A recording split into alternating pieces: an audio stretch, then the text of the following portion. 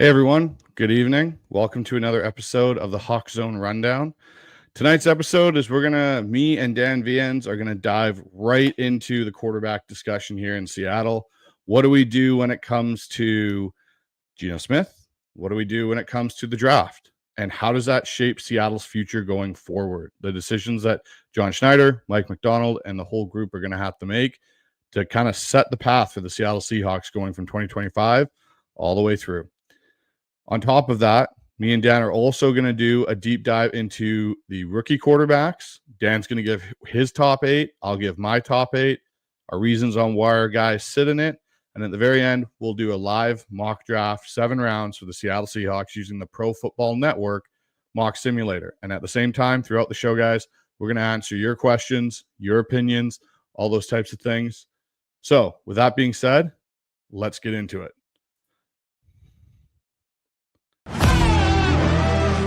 Well, I'm the best corner in the game. And it's run. What a run. Get off me. DK. Hey, it's John Schneider with the Seattle Seahawks. And Washington's got away. Leo Washington.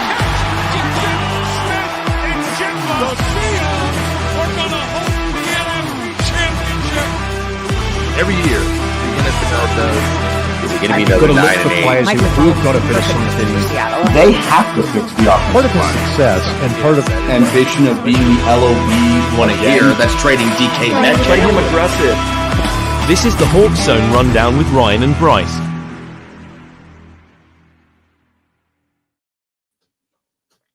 Well, welcome in, everybody. I got Dan Viens, who's joining me from Seahawks Forever Podcast. Dan, how's it going, man? Good, man. I got the hat. I'm ready to go. Let's talk some draft. Yeah, it's going to be a lot of fun to talk some draft. You obviously were down at the Senior Bowl. We've done a couple things over on our other show. The Pick is In, so that will be linked below in the description, guys. Go over there, give that a subscription when you get a chance. So Dan, what was it like? We'll get into that quickly. What was it like down in Mobile for you? It was an awesome experience. My first time there. First of all, they do an incredible job. The staff down there putting the whole thing on and everything around it, not just the practices and the game itself, but all the events and things around it. And they've opened their arms wide open to content creators such as myself and you. And we've already talked about going down there together next year. Brandon Kane from the Hawks Nest, he and I did a long live stream today. He's going to go down next year. So, they've really opened their doors to non-traditional media, and there were a lot of creators like me down there. And that was really cool to see as well, that they're a little bit more kind of forward thinking when it comes to that. And they just do a really great job of putting the show on. And Jim Nagy said this was the best overall collection of talent they've ever had there because of the full off season to invite, scout, and recruit the underclassmen. That happened kind of late in the process last year, and you could see it on the field, and you could see the depth of this class, even though the top guys don't go to these all-star games. Yeah, and we saw throughout the process some of the guys pulling themselves out.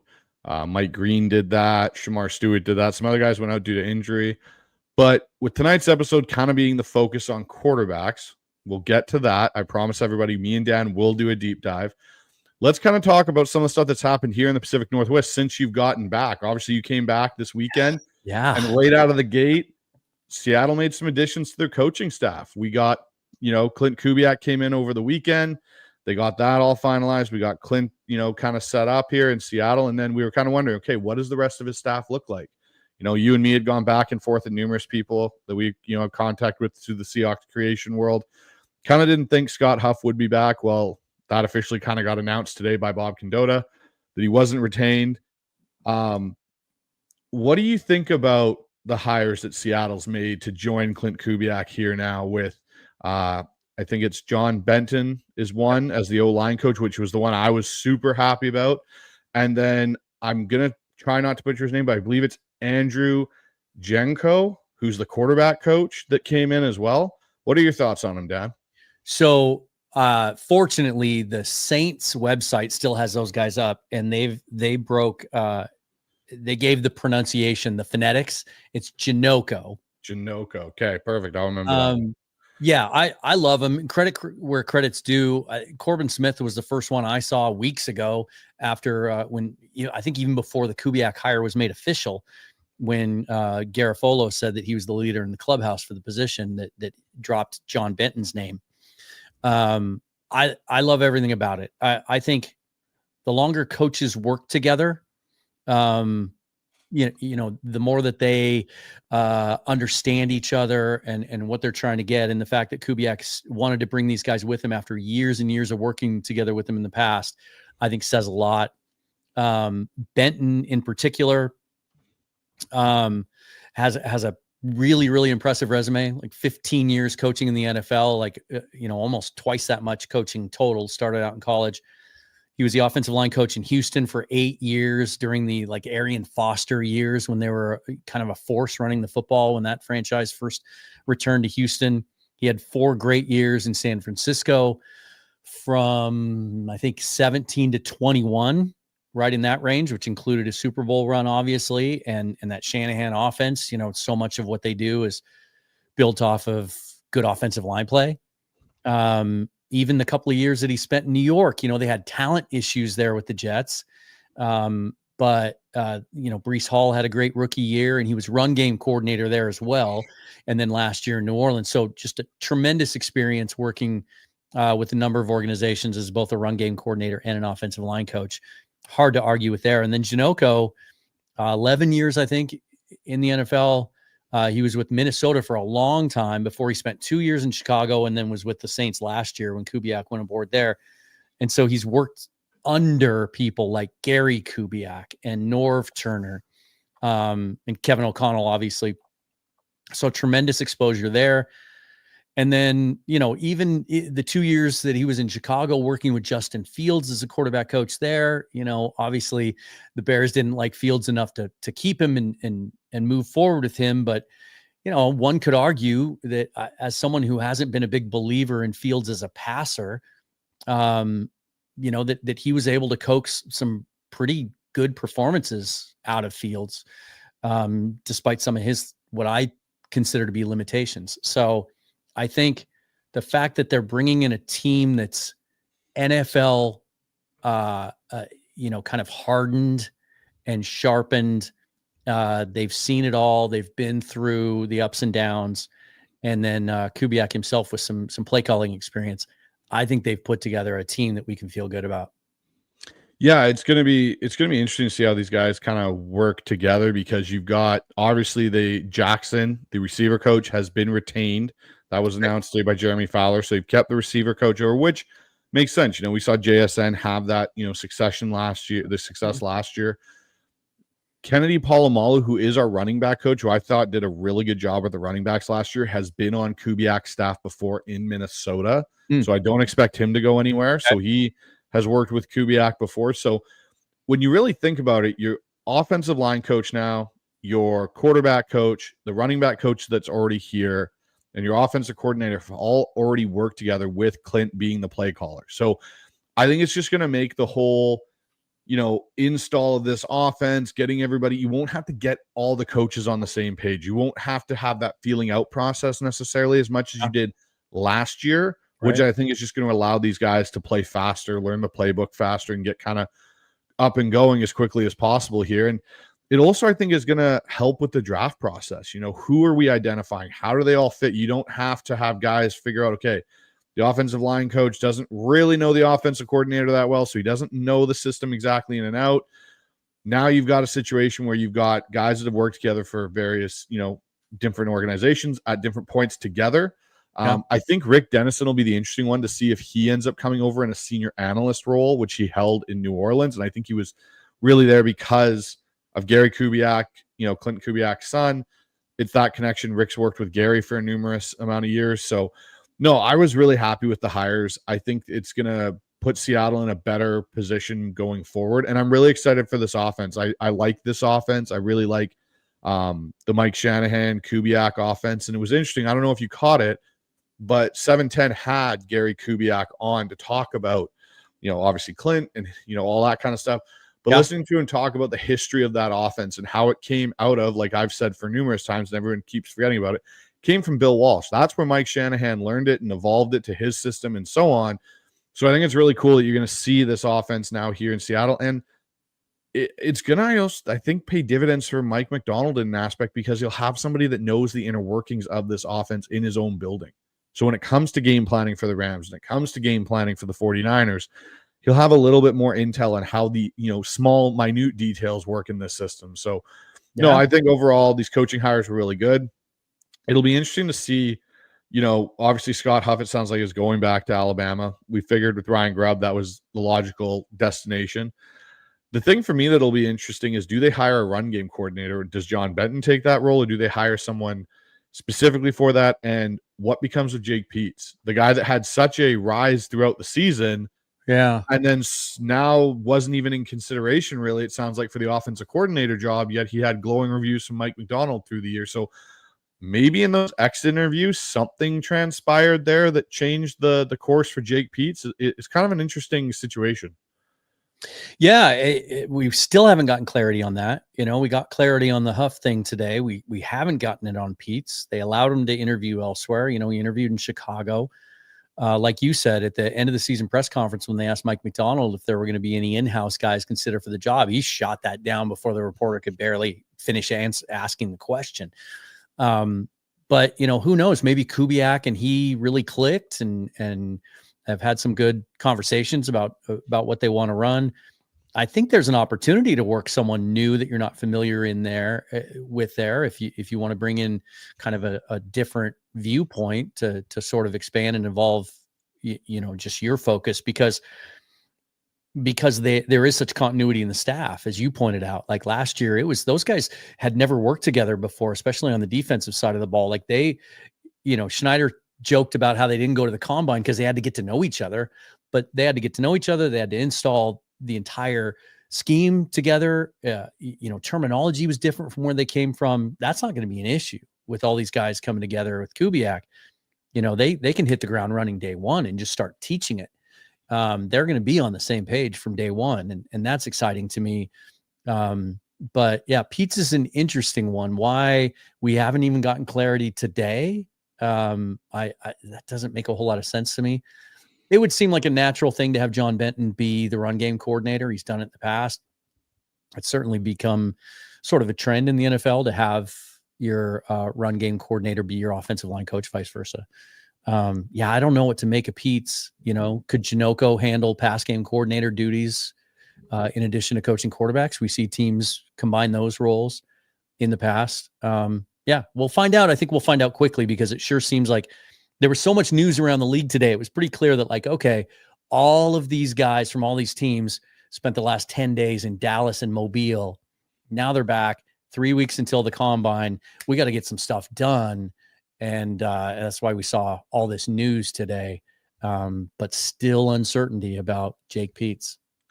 Well, one thing I'll say, just to finish up the Peetz point, is he has worked for Kyle Shanahan. He did work for the Redskins in 2014 when he kind of cut his first initial teeth in the NFL. So I wonder, like you said, maybe him and Kubiak have hit it off and it's no news at all, and he understands the system and he's just going to work into that role, which would be great, because then there's another bit of a continuity piece, because the pass offense wasn't horrible last year. The passing game wasn't horrible.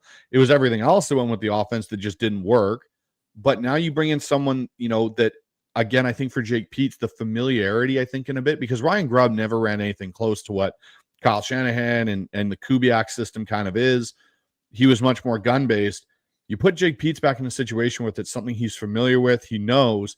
You might see Jake Peetz even excel to a point, and you got your pass game coordinator in-house, and then you don't have as much, internal continuity. So, or outside continuity, I should say. But then, it'll be interesting to see kind of how it all shapes up here over the kind of week here, because I expect the end of this coaching staff will be kind of announced by the end of the week, is what I figure. Yeah. It seems like they're kind of full speed ahead right now on getting into the offseason. Just want to get all those boxes checked so they can just start prepping the players and start putting the offseason plan together. Yeah. So with that being said, let's pivot actually to one of the biggest questions this offseason, and it'll loom over us. Dan, you know it as well as I do. We're going to be constantly talking about it until something comes up. The decisions with Geno. And I said decisions, not just singular decision, because there's a few of them, and you've talked to a few of them. I've talked to a few of them. It's going to be an ongoing topic until it gets solved. And, I think right now, obviously with Pete Carroll coming back to the Raiders, which, to be honest, I absolutely love. I find his staff very intriguing on what he's building there, because it's very polar opposite of what he ever did with Seattle. So that's kind of interesting. But everyone wants to say, okay, well, because Pete's back and he's such a big fan of Gino, he's destined to go to the Raiders potentially if the Seahawks were to move him. I don't know if it's that easy. I think there's other, situations that play out. I think the biggest thing for Gino, and my thing is, I think Gino fits in Kubiak's offense. I really do. Again, I don't look at Gino as our long-term answer at the position. That's not how I view Geno Smith. Right. But I think there's a money value for Geno Smith and his services for the next, say, 2 years, on top of his next year, his next 2. 3 years in total, perhaps. And for me, I kind of think Geno Smith, based on what it is, I think my hard ceiling on what I am willing to max out my contract per year to Geno, and that's with incentives helping it get there, is $37 million. I don't think he's a $45 million quarterback. You got a guy that's aging, and I get people are going to come back with, well, he hasn't played that much. He was a backup for age in a lot of ways just creeps up on you. He's had injuries the last few years that have caused him issues. Yes, it's behind a poor line, but it's still injuries that do wear on you. And I look at it honestly and I go, $37 million, I think, is justified for the performance Geno has given for the last 3 years, because it's been up and down. It still puts him above what he was making, but it's lower than what his current contract would pay him at the 44 if he stayed on it for the last year. Yeah. I don't think there's a way Seattle pays him 44. What do you think? No, I think you're right. Let's see. I'm looking at it now, and they don't number it, so I have to number it myself. Let's see. 1, 2, 3, 4, 5, 6, 7, 8, 9. This is scintillating podcast stuff. He's like 18th in average annual value with his current contract at $25 million a year, and that's before the $6 million in incentives is added in. But that was the basic raw value. It was a 3-year, $75 million deal. $25 million a year is pretty simple, right? 40 of that was guaranteed. That puts him about 18th. And if you think he's in that 15 to 18 range, then 37 bumps him up just into that next tier, which is Aaron Rodgers. Doesn't really count. He's made a ton of money in his career. He was trying to be sort of team friendly on that extension, but it puts you right there with Baker Mayfield at 33.3 basically. And then Derek Carr at 37.5, and then Matt Stafford at 40. So kind of right in that range. So I agree with you. He's certainly not. Now, I'll say this. Worth is a term that maybe shouldn't be thrown around that loosely, right? That's just not how it works. It's usually the latest guy to get paid gets paid more. The cap keeps going up every year. Everybody's roster is different, right? But yeah, I think max 40 is average annual value is what I'm comfortable with. It's all about the structure though, right? What the guarantees are, how it's built so that if you want to move on from him after 2025 or 2026, you finally hit on a young quarterback at some point. You want it to be as painless as possible. What I'm most interested in, I think this last contract was kind of perfectly structured for the player and the team. Like he got to make some legitimate money, put some cash in his pocket, and be rewarded for, bouncing back and becoming a good, viable starter after all those years as a backup. But it was done in a way that, kind of made it easier for the team to move on if they wanted to. And it wasn't a huge long-term investment. This one, I think, would have to be a little bit more creative, because I think Geno wants to be rewarded a little bit more significantly. He's stated that. I think you can make the argument that his track record now, that he has a little bit more of a leg to stand on in negotiations. He's not coming into it completely leverageless like maybe he was a couple of years ago. And so it might just take some creativity on the team to put a deal together that makes sense for Seattle, lowers his cap hit for 25. It's probably going to have to involve some void years, which is something they've been more open to now with Joey Lane being the cap guy. It's one of those deals that Gino and his agent are able to come out and say, look what I got, but that the team feels comfortable with it for 2025. And in the event that they find a young quarterback to pass the baton to in 26 and beyond, that can be done. I think Gino's going to try to really hold his ground initially, but at the end of the day, he doesn't have a whole lot of leverage. And I think a deal will get done probably by the time I was just going to look that up. I think it's mid-March when his bonus is due. Yeah, no, it is mid-March. March 16th is actually when his bonus is due. So it makes it kind of interesting. Yep. For me, the thing I look at with the Gino situation is, like you said, there aren't a lot of levers for Gino to pull in some respects to get what he wants, because you have Sam Darnold now entering the market. You've got potentially Justin Fields. Even you want to throw Russell Wilson's name out there. He will be in the market until the Steelers give him Kirk a contract. Cousins, most likely. Kirk Cousins is another one. So there's some guys there that have some proven ability. Not saying that they're, over the top starters and top 15 quarterbacks, but I look at Gino as a top 12 to 20 quarterback in the NFL. He gets you into that range sometimes where he plays above the 12 and he's in the top 10 some weeks, and then some weeks he kind of comes back to his median. With Gino, though, the thing that I really hope goes well for him is he does get a little bit more than what he had on this initial contract. Nothing that's going to break the bank. And he's able to kind of go out on a higher note, because if this is his last season, for say, hypothetically, they cut Gino or move Geno Smith, and this is his last season, it kind of, I don't know, it just kind of leaves on a bit of a sour note, in my opinion, because that wasn't the best version of Gino that we've seen. We've seen a much better quarterback throughout his time here. And to go out on that with the awful red zone turnovers that he had this year that cost the team a lot of games, at least 2 of them, it's just a bittersweet ending for Gino. Now, on the flip side of that, with that being said, I look at it this way and I go, okay, what are the free agent options? If Seattle was to go in the direction of, we are now moving off of Geno Smith and we're pivoting and we're not going to bank on Sam Howell or a rookie that we take in the draft, we need some sort of more veteran presence. What do you think of a Sam Darnold, Dan, or a Justin Fields or a Kirk Cousins? Both Darnold, all 3 of them actually, in theory, have worked with someone on the staff. Yeah. So, right. What are your, if you had your choice, where are you ranking 1 through 3 there on what you want? I'm going to take Darnold out of that equation because I just don't think it's realistic. I think he wants to go somewhere where he's being offered the opportunity to be the guy long term. And I just don't see the Seahawks moving off of Geno for another guy that's going to be, making roughly the same money, theoretically, $35 to $40 million. I think that's kind of where Darnold's going to land.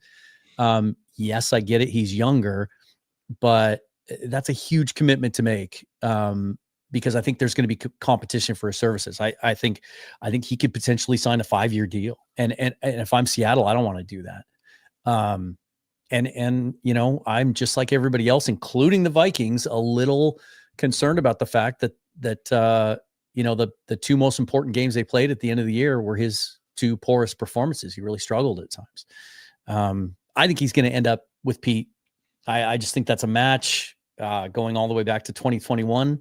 Potentially it was going to be a match here. It was reported pretty heavily that year. I think it makes so much sense that it's probably going to happen there. Those other guys, this all just comes back to this. I think there's 2 different scenarios. I don't think John Schneider is going to look out at the free agent landscape and go, that guy, I want that guy more than I want Geno. I just don't think that's the way his process is going to be. But if over the next month, and like you said, March 16th, he is due $16 million now. It was originally supposed to be 10, but he earned that $6 million in incentives. That doesn't go to his salary. That goes straight to this bonus that would have to be paid out in cash on March 16th. If So they're going to try to get a deal done before then. And if they just don't like where it's going and Gino holds his ground and he wants it, and John's not going to pay that money by the 16th if he's unsure how it's going to go. So I do think that it could get a little dicey as we get closer to that deadline. And if I'm Gino, I'm going to use that deadline as leverage, right? I'm going to wait up till the very last second, kind of like happened with Russ a few years ago where we got the middle of the night bed little selfie video, right? If that happens, if Gino wants to force his hand and then it becomes a case of like, well, I got to find another quarterback now, then I think it's a different story, right? Then all options are on the table. And in that case, Kirk Cousins can make a ton of sense. Second year removed off an Achilles, right? Because that clearly was the thing that I think kept him from being what we have expected from Kirk Cousins last year. He just couldn't move. He just wasn't 100% recovered from that thing. At veteran minimum money, basically the advantage that the Pittsburgh Steelers had this year, because if this is assuming the Falcons release him, because they're not going to find a trade partner, and they're not going to carry that salary. He's going to be a free agent. I'll be shocked if he's not. That might make some sense. Janoko's worked with him, right? Kubiak has worked with him. He certainly knows the system. He could hit the ground running. Fields is a guy that I haven't ever really been a big fan of, strictly because I don't think he's capable of being that surgeon in the passing game that I think John Schneider wants and is drawn to. However, in this scenario we're talking about, if they have to go out and get a veteran in free agency and then look to the draft or whatever, he has those 2 years with Janoko. Nobody knows him better as a coach. There is some upside there. He was, I think, a little more judicious about his decision making and was pretty efficient throwing the football those first 7 games for the Steelers. And there's the upside of being able to move around and run, and there's value in that. I may circle back around to him and have a little different view of him if they're in that situation where they just have to move off of Gino by the 16th and then start kind of from square one again. Then I think he could be a possibility. Yeah, no, it's all relative to what happens before March 16th with John Schneider and the Seattle Seahawks and what they decide to do with Geno Smith's contract. And I think you're right. I think Geno will play that card of, I'm going to wait until the last maybe 2 weeks or the last week and a half before we really start having some discussions on what we want to do here. There's another name I'm going to throw out there. I think throw another one at you too. So you first, and then I'll throw another one back at you. Yeah. So the one that I've kind of texted a few people, asked what's the situation like, and I've gotten some interesting responses, is actually someone both Clint Kubiak, John Benton, and our quarterback coach that we just hired have all worked with, Derek Carr. There's a lot of buzz down, and I know people are going to blow up the chat saying, God, don't give us Derek Carr. Yeah. He knows the system. There's a sense there that his contract is not overly welcome by the Saints right now, even though they signed him to it. They're a little bit higher on Spencer Rattler than most people think. And they're trying to see if Derek Carr will renegotiate his contract. And it sounds like Derek Carr doesn't want to. There's a chance that Derek Carr may get released, potentially. And there's another option that gets added to, the situation. And a guy that, again, you're looking at that's not going to need a 5-year deal, but has attraction because he knows the OC and he was playing well in Clint Kubiak's offense up until his injury last year. And the injuries decimated that entire offense. It could be an interesting scenario, a hypothetical if it does happen.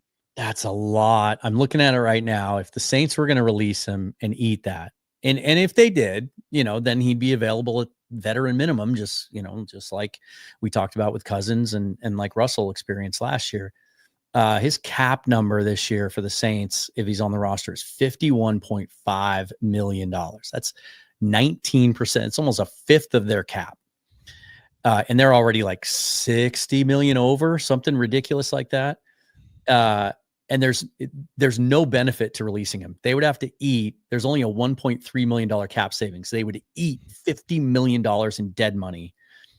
And then the next year, there's another $28.6 million in dead money, although they would get $33 million back in cap space. I think my thing about Derek Carr is I just think they would be looking for someone that's more mobile. And I know he ran that system last year, and the first 2 weeks of the year, they scored 91 points, right? And there's a lot of built-in rollouts, which is one of the reasons I want Gino to stick around. I think he does that well. And I've been screaming at our play callers the last couple of years when the offensive line's been struggling to protect, like, move him. So I don't really think he fits. I think there'd be better options out there. Unless they just strike out everywhere else they go, right? And you just need a guy to bridge. I would, in that case, I would almost feel better letting Sam Howell battle it out with either a draft pick or another kind of resurrection candidate, a Mac Jones or a Zach Wilson or somebody like that, to just take a shot on somebody. But boy, if that's where we're sitting at the beginning of next year, I don't think any of us are going to be happy with that.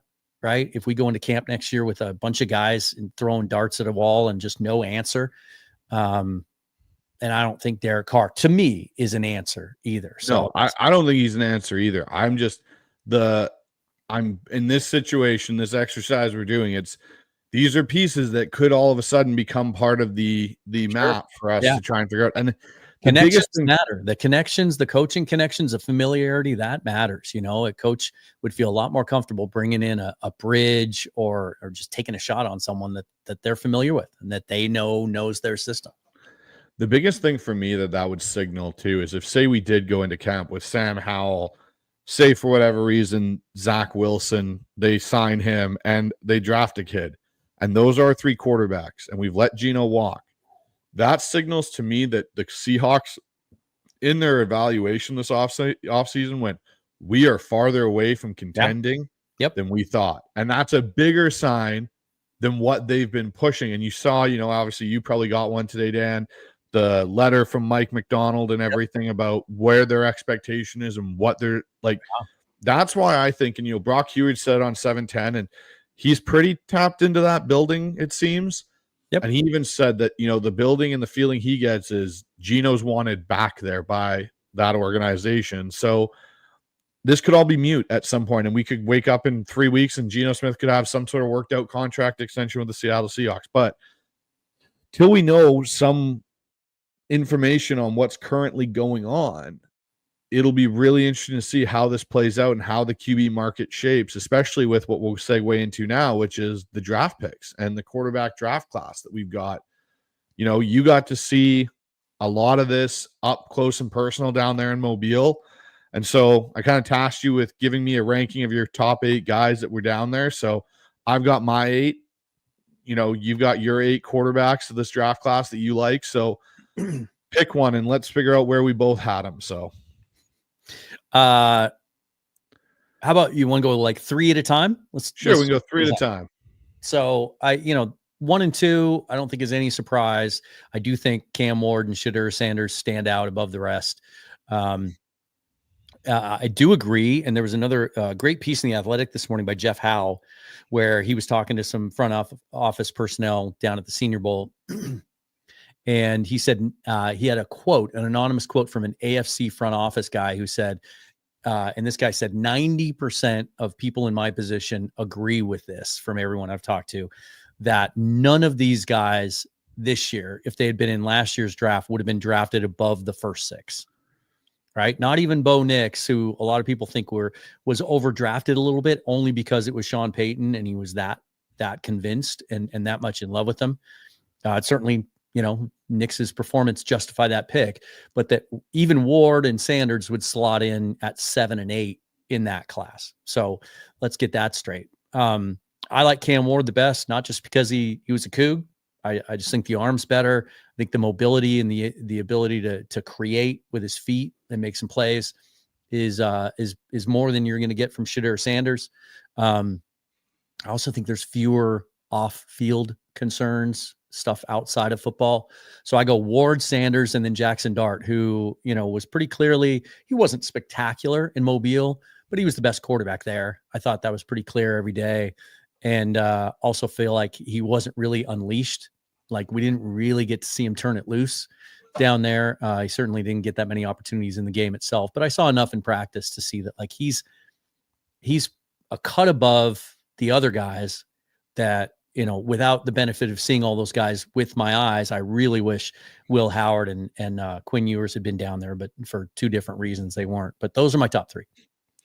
So for me, same relative top three. I have Cam Ward, Shedeur Sanders, Jackson Dart. Now, obviously, I didn't have the luxury of being down there with Dart. Dart, to me, in the game, underwhelmed me a little bit, especially with his deep ball. What I had seen from him at Ole Miss to what I saw in the Senior Bowl was a little underwhelming. He didn't really stand out. Now, obviously, he might have done much more, you know, accomplished things in the practices. Now, the thing for me with Dart, too, is I need to see it consistently. That's been kind of his knock in a sense, is the consistency level from doing it play in, play out, where he doesn't have, you know, a bonehead kind of mistake or anything like that.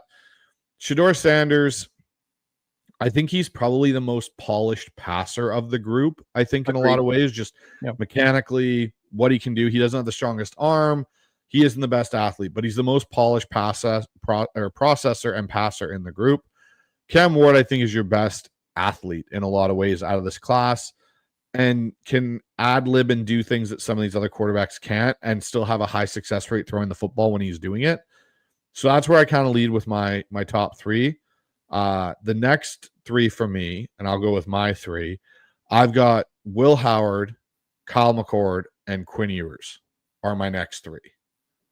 So 4, 5, and 6 are my next three that way. Yeah, that's exactly my order too. Will Howard was so impressive throughout he got better as the year went along and he got more comfortable in that system up there. And then really, I thought took his game to another level in the playoffs against the best competition. Like it seemed like as competition and the stakes and the stage were ramped up, he got better and was making NFL throws too. They weren't, you know, it wasn't a situation with some of these guys that make it a tough evaluation when they're coming out where guys are schemed open. I think that's what you keep hearing about Jackson Dart. Rudimentary, you know, simple reads, guys schemed open. It's what Kiffin does well, and it works at the college level. Not so much in the pro level. We saw that with Ryan Grubb, but just Will Howard was making tight window throws. And the thing that impressed me about those is guys, you know this, guys make tight window throws sometimes because it's a bad decision.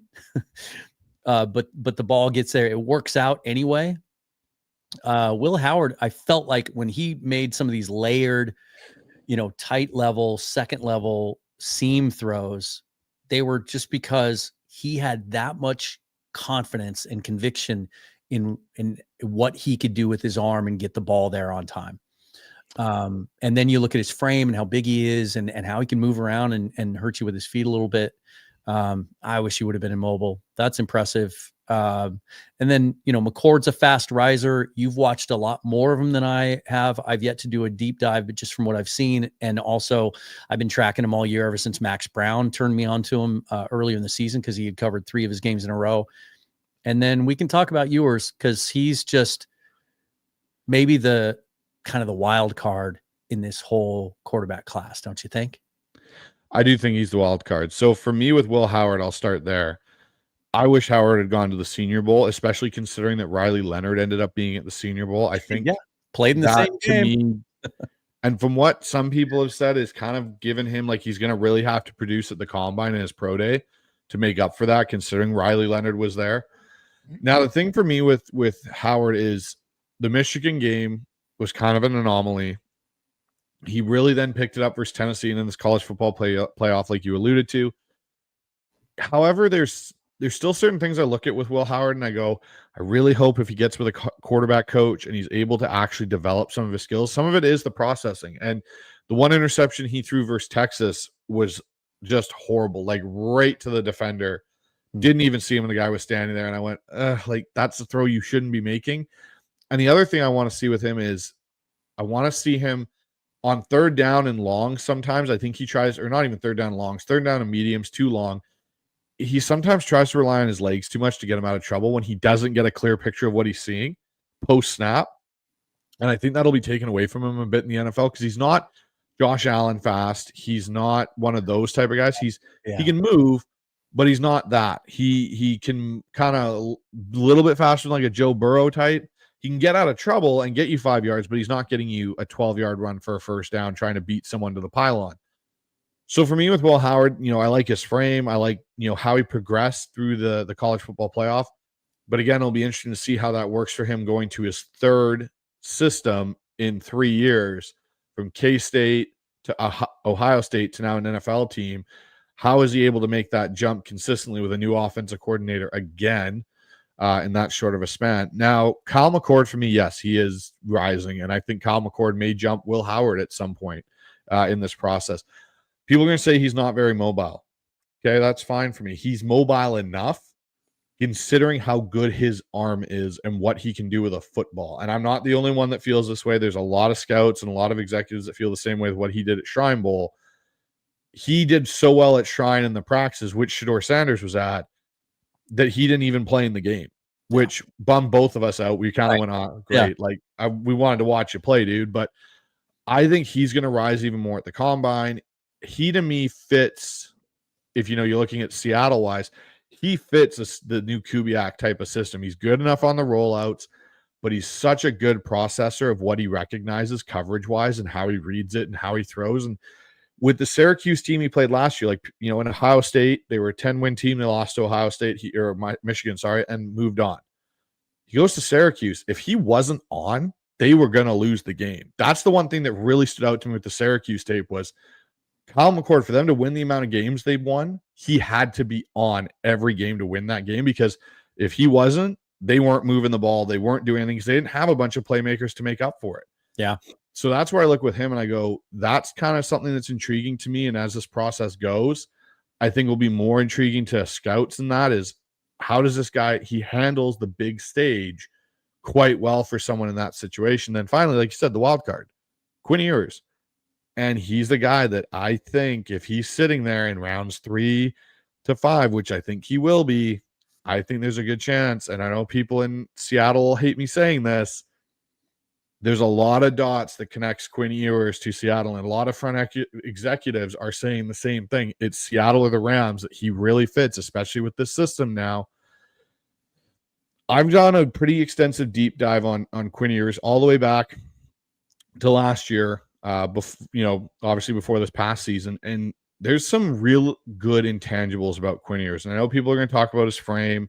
They're going to talk about his injury history. He couldn't beat, top end teams at points outside the one Alabama game, but there's a lot to like about Quinn Ewers' game. And the thing people have to remember now with Clint Kubiak's system, it's not a deep down the field shot built offense. It's not. It is built on the intermediate game to short game, quick reads, getting the ball out of your hand, which are things that Quinn Ewers excels at. He excels in those areas. Yeah. That's where I think he now becomes an intriguing option for Seattle. If Seattle had gone and hired somebody else that didn't have this tree and, this offense, I would have said, okay, it'll be interesting to see who they go with. Maybe they go with a Jalen Milroe because of Mike McDonald's experience with Lamar Jackson potentially. Now that I see who they have as their OC and the weapons that they do have in Seattle and how I think Clint Kubiak would use those weapons, Kyle McCord and Quinn Ewers really stick out for me as options for Seattle. It's interesting now. Anytime one of these 6'1" quarterbacks comes out that has a good but not great arm, is athletic but not dynamic, everyone's going to be comping him to Brock Purdy, right? I mean, that's kind of the mold that we saw there, which if that's the case, then it all comes down to fit and scheme and being handled properly. Daniel Jeremiah tweeted it this morning. He said, I think he said basically in his entire scouting career, he doesn't remember another quarterback class that was so fit dependent as this one. These guys all have wide ranges of boom and bust potential.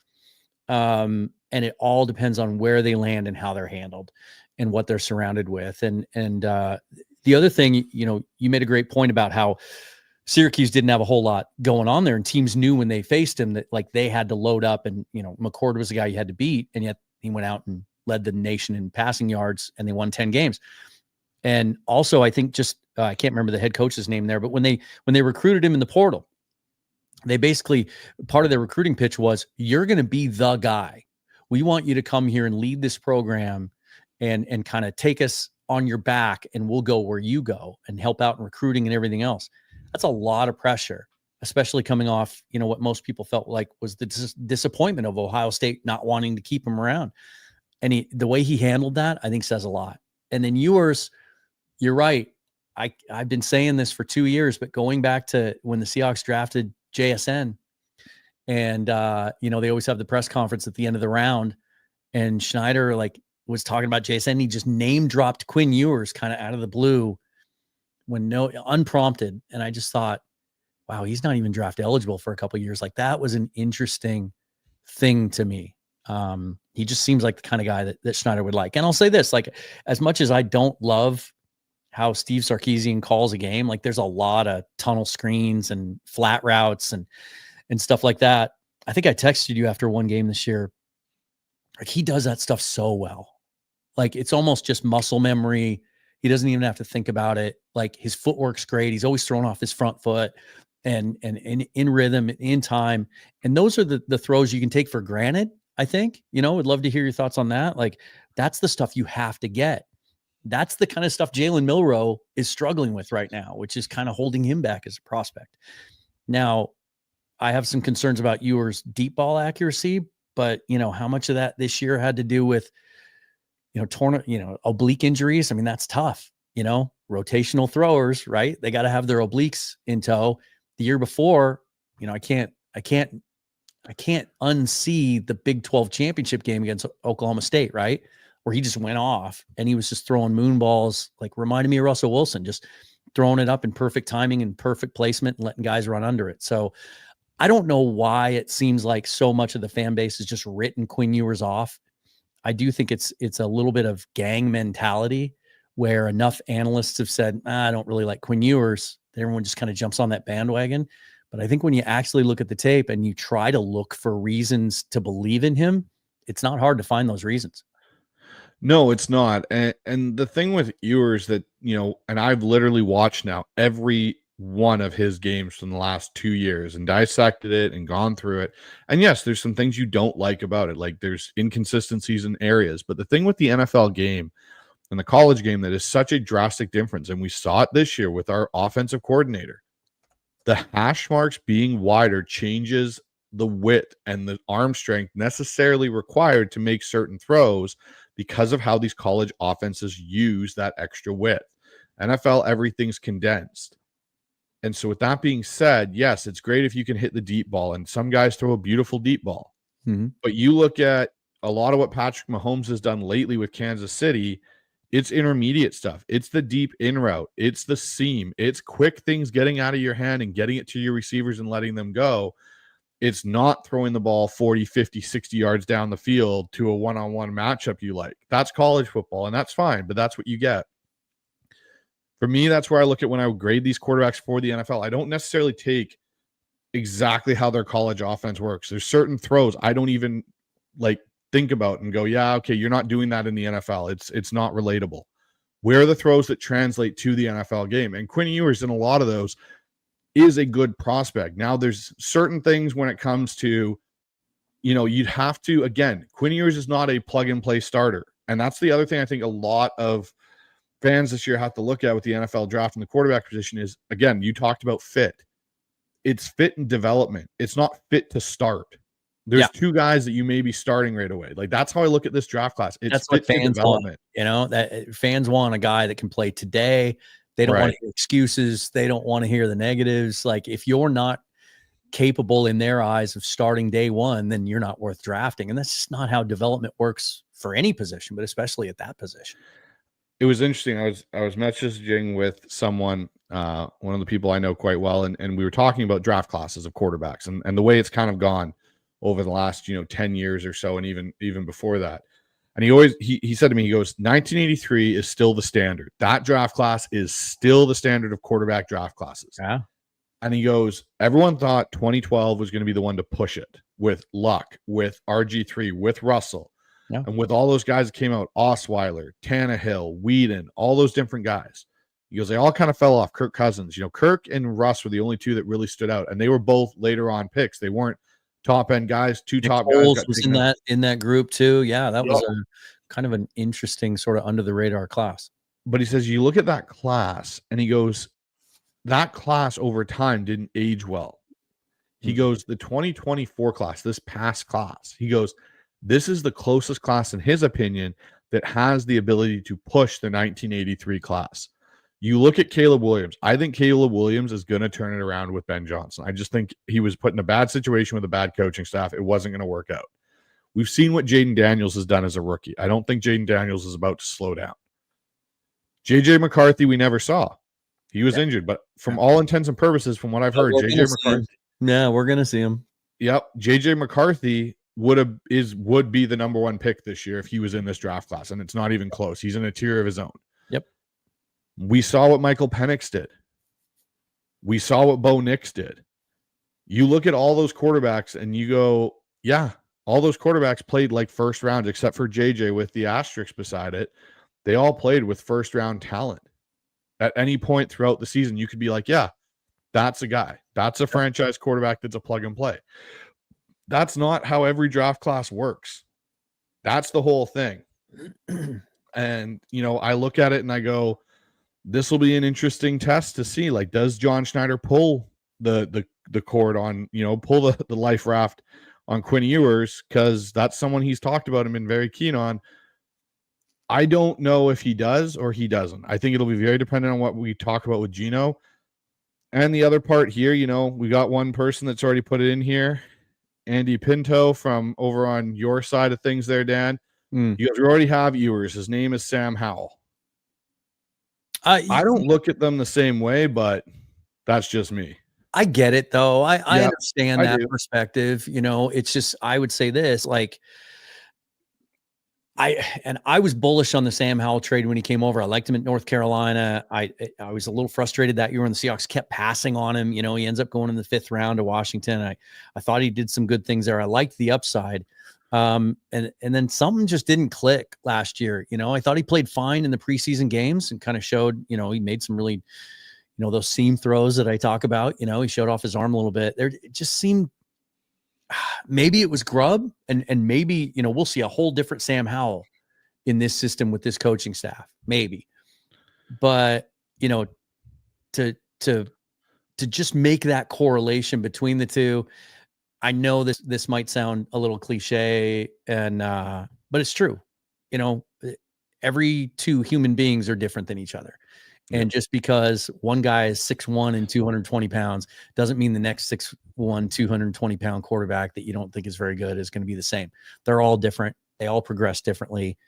I think Quinn Ewers is a guy that loves football. I really do. I think he wants to be great. Everything I hear, even, you talk about the injury history. I know that's something that concerns a lot of fans. I remember reading some comments from Steve Sarkisian early last year that he had really worked on his body, changed his body going into last year in an attempt to be stronger and be more durable. I'd rather take a shot, even if they're the same player. Yep. Give me the one that's 3 years younger, just coming out of college, hasn't had exposure yet that we can work with, than the guy that maybe has been here 4 years and is developing some bad habits and has lost some of his edge, some of his confidence. Give me that guy every time. All right. So with that said, and we've had a long discussion on this group of 3 here, let's get into our final 2. So the final 2 for you, Dan, are who? 7 and 8.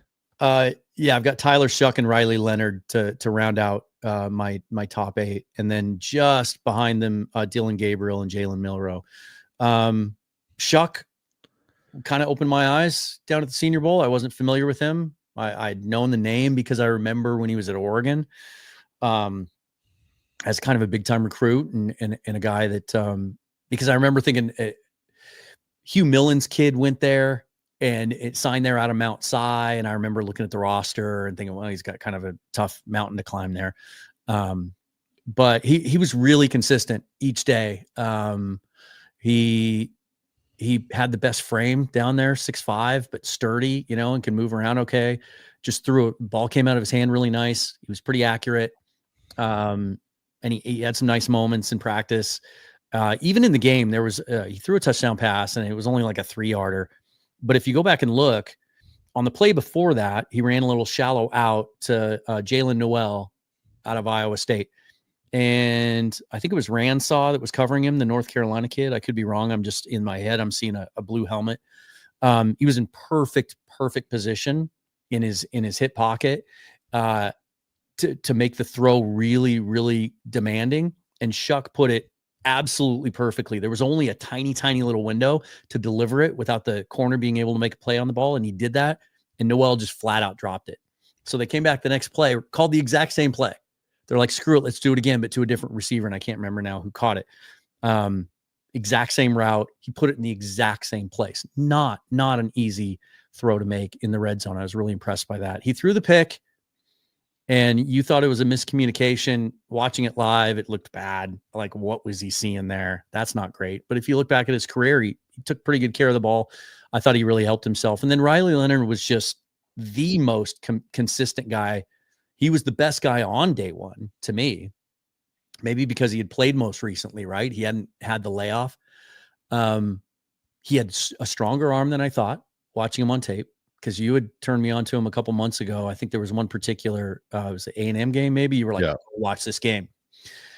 And I thought his arm looked better than I expected. He was accurate to all levels. He could make all the throws. He seemed really comfortable. And then in the game, that first drive and a half that he had, the fumble kind of screwed him. And if they had replay, it wouldn't have been a fumble and they could have continued.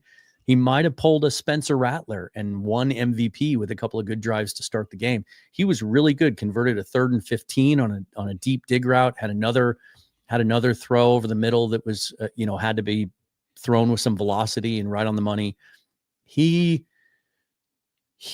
moved up in my eyes as much as anyone that I saw down there. Do I think he's a long-term starter in the league? No, but he's a guy you can work with. And he's certainly a guy that you'd want on your roster and in your locker room. I think he's going to be in the league for a long time. So for me, it's actually flipped. I have Leonard at 7, Shuck at 8. Part of it is just, I think we've seen more with Leonard being able to handle certain things, this college football playoff run and a couple other things. The miscommunication I was talking about, actually, now that we're talking about it, I'll go to it. So what it looked like was Shuck expected the tight end to hold his seam route more, and that's where he threw the ball, and the tight end broke and ran it like a hard bang 7 across, and that's where you ran into the miscommunication. The tight end saw the too high, tried to cut in front of it. Shuck wanted to keep him on the hash and just throw it over the linebacker, and when the guy broke, the safety was right there for it. So that was a slight miscommunication, though. For me, no, Shuck's got great attributes. The only thing that scares me is how old he is. He's 25. Yeah.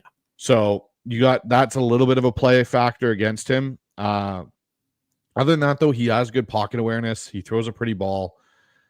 When I look at Riley Leonard, you get a lot. You get a dual threat guy. We've seen what he's been able to do running the ball. And again, this is where the condensing of the hashes in the NFL make guys that are intermediate, accurate throwers that can throw with velocity and do those things get a step up almost in some regards. Like, let's not forget, Joe Burrow was talked about to have just an average arm. He wasn't looked at as an elite, all hands, big arm quarterback. Yeah. But now with the NFL and the condensed field, Joe Burrow looks like, hey, yeah, he's got one of the best arms in the NFL in a lot of ways. He may not outthrow Josh Allen or Patrick Mahomes, but he's got more than enough power to put the ball in the different spots on the field to his receivers. There's things with Riley Leonard's footwork that worry me, and about consistency. And sometimes when he misses, it's because his eyes aren't tied to his feet. But other than that, I think he could come in and he to me is very comparable to Matt Hasselbeck. Not the dual threat, but in the sense of a guy that you potentially bring in as a 5th or 6th round guy. He really excels as a backup. He ends up going to another team, and he's a decent starter for a couple of years there, wherever he is. Puts up good numbers. You put a good team around him, and maybe he pushes you to a Super Bowl. That's who I look at when I look at Riley Leonard, is I very much see Matt Hasselbeck with more athletic upside. Yeah, I can see that. He's a little shorter, and I think Matt didn't get enough credit for how strong his arm was at times. But yeah, here's my test for these kind of borderline NFL quarterback prospects. Like, I think about it in these terms. Are you talented enough that if you're in a bad situation, you can overcome it and still make plays? I don't know that there's anyone in this class that can do that. Right. And even honestly, like when I think about that sort of concept, first guy that comes to mind for me is Josh Allen, but Josh Allen wasn't capable of doing that his first year or two in the league either. You know, it takes some time. And so then I think of the flip side of that, which is if you put him in a perfect situation, can he be prolific? And I think some of these guys pass that test. I think if you put Riley Leonard on the San Francisco 49ers, you know, granted, with a healthy offensive line, Trent Williams at his best, that kind of stuff, put him in that system. Can he be as good as Brock Purdy? I'm not so sure he couldn't. You know, it just, everything would have to be perfect, which, as I said earlier, kind of is the case with just about everybody in this class. It's just the boomer bust factor is high. There's some guys we're going to look back 10 years from now, and some of these guys are going to still be playing in the league, and a couple of them might still be starters and good ones. It's just not a sure thing. No, it's not, but it'll be an interesting kind of journey to follow with these guys. But with that being said, you ready to mock draft, Dan? Let's do it. All right. So we're going to 7 today. Let's make it 8. We're going to be using the Pro Football Network mock draft simulator because we're tired of Pro Football Focus telling us that our drafts suck because our grades don't match up with theirs. They troll you, don't they? Like it's gosh, yes. They're basically saying when you get a bad grade on their sim, it's basically saying, well, you disagree with us, so you're an idiot. It's a little bit of a troll job. Yeah, it's definitely an interesting one. That's for sure. Here we'll bring this up here on the screen. Here we go. We'll bring this one up right now from Old School Seahawk. He goes, mock. Yes, Old School Seahawk, we are going to mock. And here we go with another one. Stocks and sports, PFF makes it personal. They do. They really do. They make you feel bad about yourself if you don't 100% match up. And when you try to get that 100% grade from them, that A, you look at your drafts and you go, yeah, there's no realistic way this is ever going to happen or at all what my team would actually potentially take. So yeah. It's an interesting one to say the least there. So we're going to go 7 rounds. We'll go normal speed and we'll take our beloved Seahawks here. And we'll see how this plays out for us here. So Cam Ward, Shedeur Sanders, Abdul Carter, Will Campbell, McMillan to the Raiders. Oof, man, the Patriots would love if the draft fell that way, right? Oh, I know, right? They'd be over the moon. And anyone in the chat, drop guys that you think we should pick up. And wow, New Orleans, I guess because of Clint Kubiak have decided they want to throw a trade our way here. Boy, that's way too far down to that's a big drop. Crazy. I did notice, I will give credit where credit's due with PFN this year. One thing that used to frustrate me about them is they offer these trades, but they never really seem to match up with any of the trade value charts. I feel like I've checked on a couple of them that I've been offered this year, and I feel like they've maybe added that into their algorithm a little bit. I do think they definitely took a big look at that in the offseason because honestly, the one that I enjoyed the most last year in some respects was Sports Skeeta's one done by Tony Pauline there. Yeah. With the draft chart and how to trade. Yeah. It was way more accurate, way more interesting on how to get those to line up correctly. I still am hoping Walk the Mock gets theirs all figured out and organized here going into draft season because that's our one-on-ones we really enjoyed last year to use. Yeah. So here's one from the Raiders. 37, 68, and 73 to come up to 18. That's too far down to move. Again, you're right. It is just too far. So let's look who's on the board. So that's why I don't want to move. Kelvin Banks Jr. is sitting on the board. Now, I don't believe he will be there, but let's just take a look at what kind of occurred in the earlier part of this draft. So, obviously Cam, Shedeur. I don't think Shedeur is going to Cleveland. All intents and purposes, it sounds like that's not something he's going to do. Maybe an Eli Manning situation. Travis Hunter to the Giants, Abdul Carter, that really fell in their lap. I think that's a little high for Will Campbell, in my honest opinion. I think he's going to come down the draft board a bit. Just he's not a tackle at the NFL level. He's a guard, and I think that's way too high to take a guard. Yeah, I could see him falling. There's some things that I think are a little out of whack here. I would fully expect Josh Simmons to be gone by 18. I think that's a guy that PFN has kind of overlooked maybe because of the injury, but if he's ready to go and he checks out medically, he's OT1 in this class. He might even be the pick at 5 to Jacksonville instead of Will Campbell. I think he's that good. I think Campbell could be a guy that falls a little bit, like you said. You know, he's got the weird stance, plays up high. He's got the short arms. And then there's always a guy that sneaks up in there too. I wouldn't be shocked if Banks is still there at 18. And despite the fact, I know Tyler Booker is a guy that would be a perfect match, but he goes 13 to Miami and he's not going to be there at 18. My thing with Calvin Banks is you plug him in at left guard. Yes. And if you don't like Charles Cross and how he performs, he now becomes your left tackle and you're just looking for another guard. Like he gives you so much versatility, and I think you plug him in at guard and he is an immediate day one starter, not a projection. Like we're talking, he is above the bottom half of free agent guards on the NFL market easily. Agreed. And I think, so many of these guys now, they cross train. Even if we get a good year out of him this year, and I am encouraged based on his comments at the end of the year, I think Abe Lucas getting a contract extension is pretty slight given the knee, unless it's a really team friendly deal. If he's coming off a good year, so you could kick Banks out to extend Cross, kick Banks out to right tackle. The reason that I think the scenario in which I think this would really make sense, because typically when I'm doing mocks, I take a high upside defensive player in the first round, knowing the depth of the offensive line class. And I've been saying for months now, I think they're going to address the offensive line in free agency. But what if they go veteran center instead of left guard and kind of invest in that in the offseason? Because Kubiak asks so much more of his centers. He takes a lot of things off the quarterback's plate. He doesn't have the quarterback calling protections.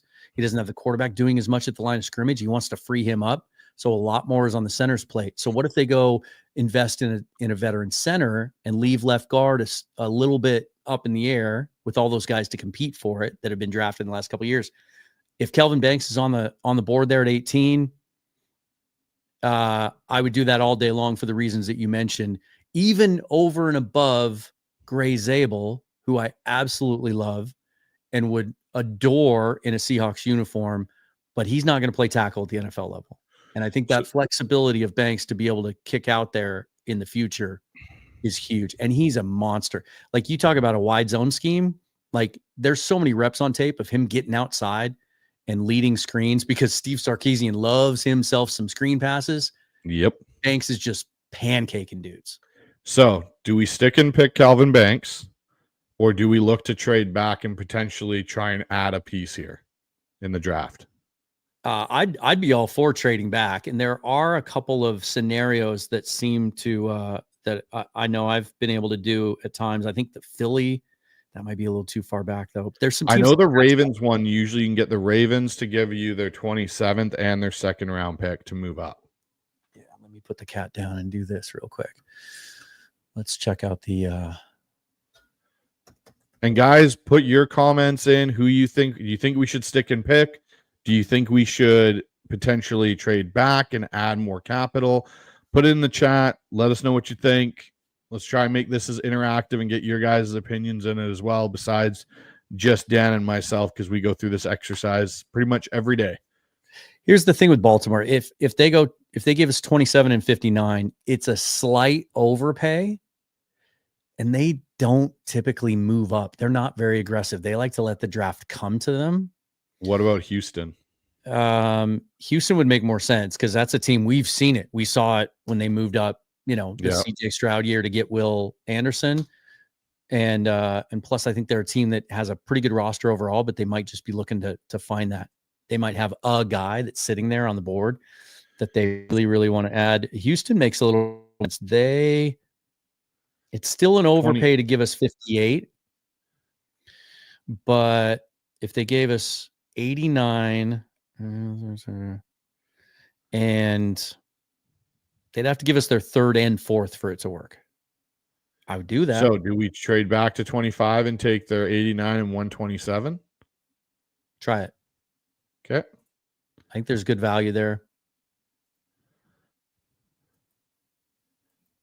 Trade has been rejected. Okay. That's unfortunate. Screw them. Let's do this. Let me check out, because I know the Philadelphia one works, and there, Howie Roseman's been aggressive, and that's a roster that's good enough at just about every level that if, they're the type of team that if he sees one guy, he'll go all out for him. They have some extra picks too. They have they have 3/5. Okay. So if they move from 31 to 18, now that's an aggressive drop back for Seattle. Yes. If they go, but I'm going to say this right now, old school Seahawk, put this in the chat. Trade back if you can, but that seems unlikely. Banks is the pick here. Genty is the only one with a first. It seems unlikely. Banks is the pick here. Genty is the only one with a first round grade for what that's worth. No, he's right. Absolutely. Like, I don't think Banks will be sitting here. I really don't. I think he's going to go in the top 12, 15 of the draft. Yeah. So let's try this. Let's go 31 and 63. So that equals 272 on the trade chart. Seattle has 287. They could get a little bit more. They could get one of those 3/5 also. You could go, you should be 162. You should be able to go, 31, 63, and like 162. Okay, let's see if this works. If it rejects that, then screw them. You can force it, I think. Oh, no, that's the PFF thing. That's PFF. You can massage it by throwing in a future first. Let's try that. Do we want to do that with the Houston one, though, instead? Let me check. I think 31's a bit of a drop. So, how about Green Bay? Okay. Because they have, when I look at teams that are thinking about trading up, I look for teams that have good rosters, and they might just be one or two players away. Green Bay needs a dynamic edge presence, right? They need someone on the edge that can get after the passer. And there's a ton of those guys in this draft. If you look at the board, and you just went to like edge, you could find 5 or 6 guys that they might. Mike Green's still on the board, right? I believe so. He is, Mike yes. Green, Shamar Stewart, Nick Scorton. I think they're all still there. Those all could be guys that they really, really love. If they went 23 and 87, that equals 293, and the Seahawks spot is 287. It's a little bit of an overpay. What if I throw in our second round pick next year? Yeah, try that just to make it go through, because I think it's a pretty realistic trade scenario. One that there you go. It's a slight trade back. Okay. You're moving back 6 spots, and I could see Green Bay wanting to do something like that. Yeah. Okay, so here's an interesting one actually from Buffalo. Drop back again, get the 30 and the 108. So while I look that up, look at the board. Who do we miss out on by moving back? So we missed out on, I'll hide this quickly for a second. So Benjamin Morris, what did we lose here? Baltimore. Okay, so we traded and Green Bay went up, but they actually turned around and traded Green Bay Baltimore. Traded their pick. Interesting. Yeah, that's funny. So they took Cameron Williams. Wow. That's fine. I don't like him. No, neither do I. Benjamin Morrison went to Tampa Bay, helps their cornerback need. Calvin Banks still fell below his running mate, Cameron Williams, to the Browns. So the Browns ended up with Shador and Banks. Derek Harmon went from Oregon, and Abuka. What was the trade offer again? Sorry? What was the trade offer again? Let me pull it up. Trade offer. So we had pick 30 and 108 from the Buffalo Bills. So that's 221. That's a good match. That should go. Yeah. That's okay. No, I don't like these kinds of trades where they want you to move up in the. I think that what do we have left on the board? There's a ton of value there. That Buffalo one looks good to me. Yeah, let's do it. Okay. Because I think I know what we're going to end up with. So Matthew Golden goes. Ashton Genty. There's Mike Green, Loveland. All right. So I'll hide these because we're going to stay in pick here. So Ashton Genty, Josh Simmons. Of course, he goes to the Rams. So the Rams get a solution on their O-line. Mike Green went to Green Bay. So Green Bay still was able to take our pick and flip it and then still get Mike Green. That's funny. That's kind of a guy that I thought that they would want to move up to 18. Exactly. Yeah. And Membo went to the Washington, and Colston Loveland went to the Colts. So we're still sitting here. Walter Nolan's on the board. Kenneth Grant is on the board. Fits. Those are all fits. There's a bunch of those big edge guys. Shamar Stewart, I see Stewart there. is still on the board. Savanea is still on the board if we want him. Wyatt Millam, who I think is going to be a good guard in the NFL. So go to defense and look at all the edge players. Shamar Stewart, Landon Jackson, Sawyer, Uman Milan. There's a lot.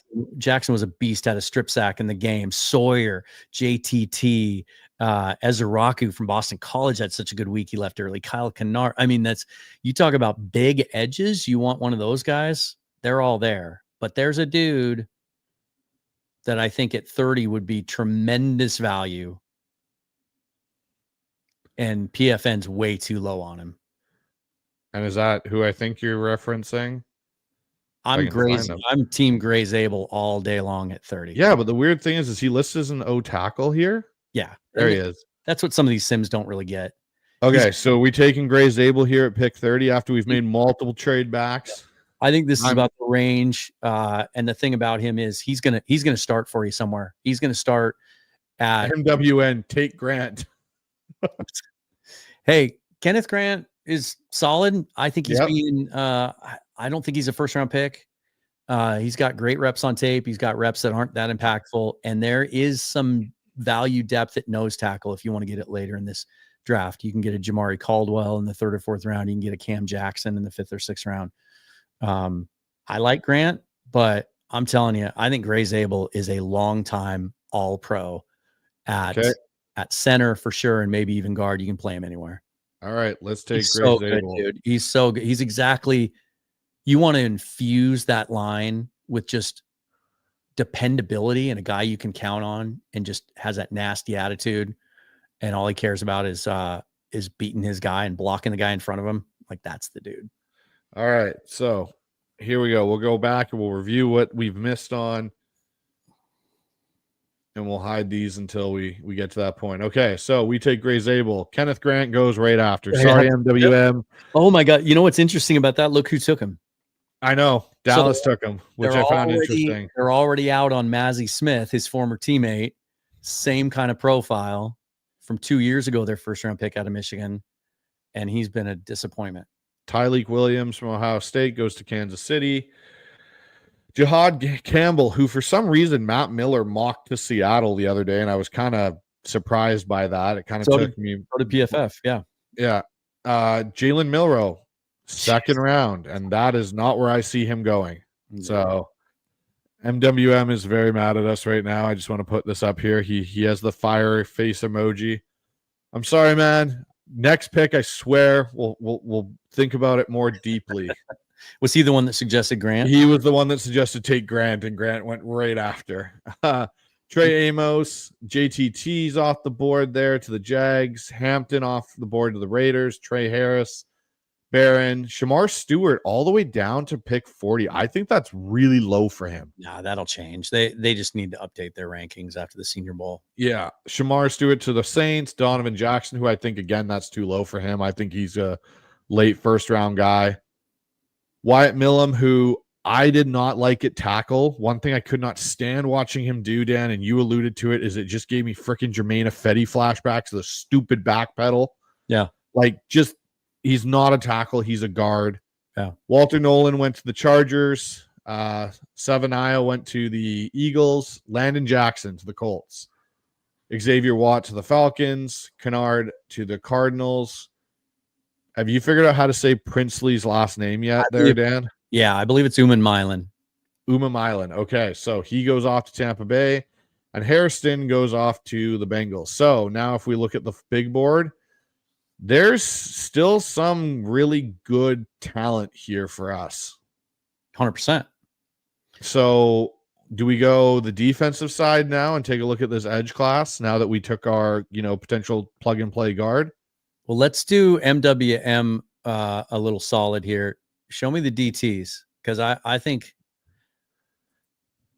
Deion Walker's there, but I don't like his frame. The more I watched him, the more it scares me because of his height. No, but there's a guy there that I think is too low. Yeah, that guy right there. Yeah, Like, that look, you want a stud, true nose tackle. I'm not so sure that Alfred Collins isn't as good as Kenneth Grant. and you pair him back up with Byron Murphy. Oh, yeah. So Right. I'm on board with that pick there. And that's actually Matt Miller had us taking Collins in the second round too. A lot of those edges are there, but man, there's some guys later on that I saw last week. Savion Jones from LSU, Femi Oladejo from Jordan UCLA. Birch is still on the board. There's some edges that we can get later that I think fit a Mike McDonald scheme.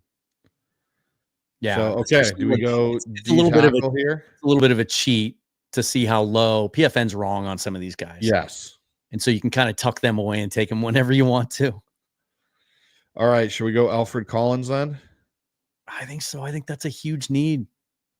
I think it is too. So let's take Alfred Collins here, and we'll see how the rest of this goes. You're going first 2 picks, trenches. You can kind of just let the draft come to you now.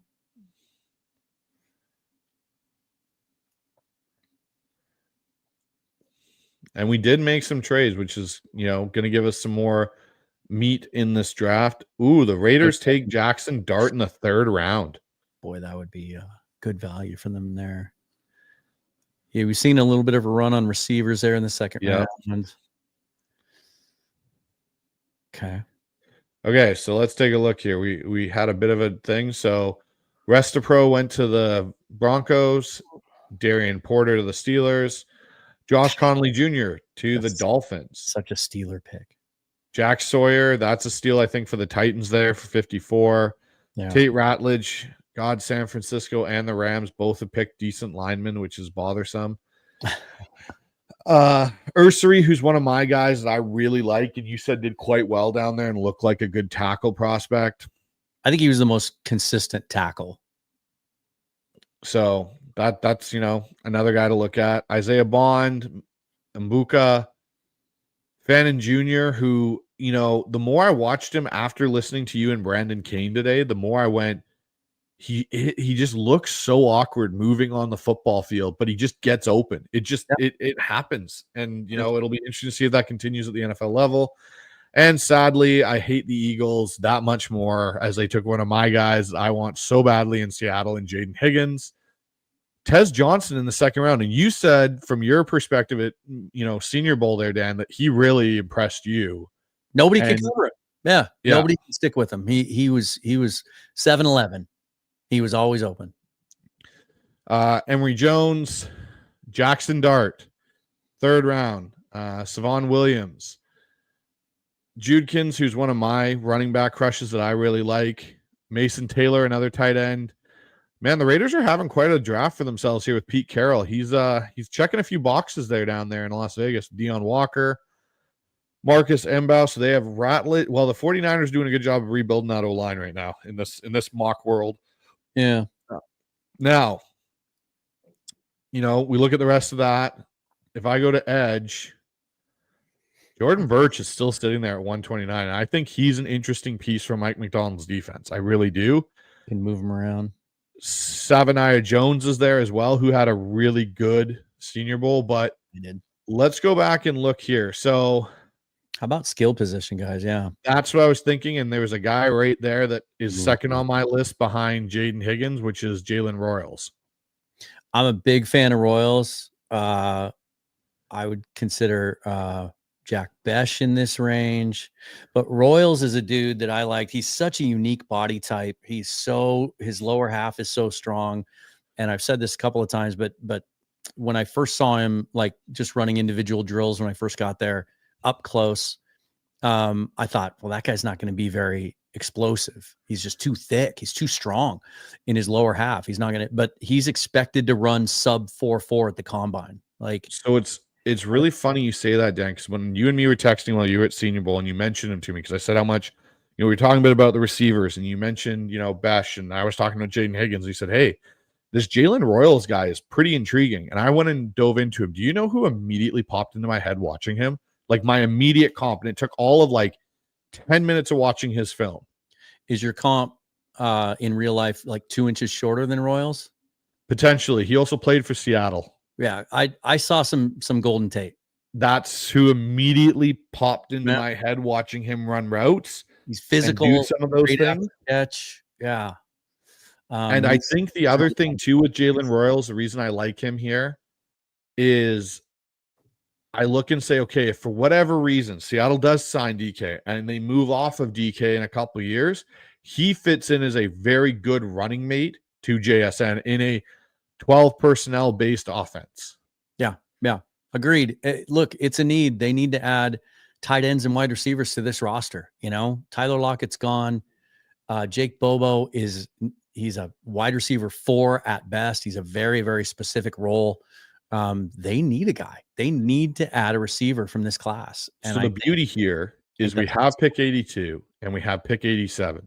Ooh. I think we can take Jalen Royals and come back and do what old school Seahawk is saying here and begging us to do, which is 100% edge as well. And I think we can do that 100%. Yeah. I'm going to take Jalen Royals and we're going to come back and we're going to get old school Seahawk and edge here. But we're also with this going to redeem ourselves with MWM, who very much would like us to take Royals or Arizona Thomas and redeem me. We will redeem you right now as we take Jalen Royals here. Gideon's gone. Chris Paul's gone. Howard Cross, Jay Higgins. I'm not even going to look at the trades because I like what we're doing here. And let's take a look at this edge group here for old school Seahawk. We'll go defense. We'll go edge. And Jordan Birch is sitting there. Old school Seahawk. Any edges you're liking here? I like Jordan Birch. Anyone sticking out to you, Dan? Let me just see. There's some guys. Baron Sorrell was voted by his teammates as the best edge down there. Like I said, Savion Jones was unblockable at times out of LSU, really long. Scroll down a little bit. I think they've missed on a couple of guys. No, that's pretty much it. Yeah. I mean, Birch is a guy that he's kind of changed his body a couple of times, you know, kind of going back and forth between inside and outside, put weight on, take weight off. It'll be interesting to see where he's at the combine because we don't know because he didn't come to these all-star games. That concerns me a little bit of Mike Morris PTSD, like couldn't figure out exactly what he was. And so he ended up kind of being nothing. You've probably watched more tape on Birch than I have. Yeah. So give me your thoughts on there because I would do Savion Jones in a heartbeat. But Jordan Birch is a guy that I remember when he came out last year, he was a guy that when we thought he was going to come out last year, before he kind of made the late decision to stay at Oregon, where I thought, you know, a guy that can play inside and outside, that's a guy that Mike McDonald would like. So for me, Jordan Birch is interesting because he can be, again, a movable chess piece for you. He can really come off that edge, but he can also play a little bit more inside that line just due to his size. And we talk about Draymond Jones being off this roster. Mike Morris, like Jordan Birch and Mike Morris are essentially a similar player, but I think Jordan Birch is the higher version of that player coming out of college. I don't know if Mike Morris will even be on this roster next year. I think he's a potential roster cut guy that I just don't see them keeping around. Yeah. The thing I like about Birch is he's different. He's different than what we have, right? He's 6'6", 295. He's long. He can play inside or out. I think he's a better version of what they hoped Mike Morris would be. I think he is. And I think the thing for him too, like you read it here, he's actually a pretty refined pass rusher for a guy that size. Now, I will say this. There's one other name on here, and Savia Jones is another one that I'm really intrigued in. Josiah Stewart, the edge from Michigan. Old school Seahawk brought him up. He's another guy, as soon as I saw him here, that has piqued my interest again. 6'1", he's undersized. That's his thing. He would be more of your true pass rushing edge that you're bringing in.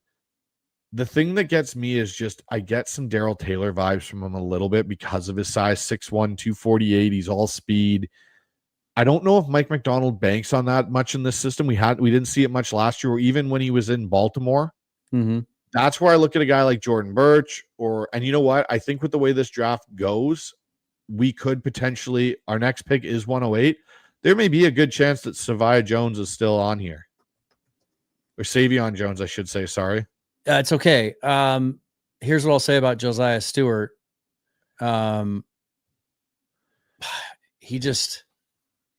was excited to see him at the Senior Bowl because even though he was a little undersized, he's supposed to be explosive, dynamic, a lot of production, 30 sacks at Michigan, including 12 and a half the year that Mike McDonald was the defensive coordinator there. He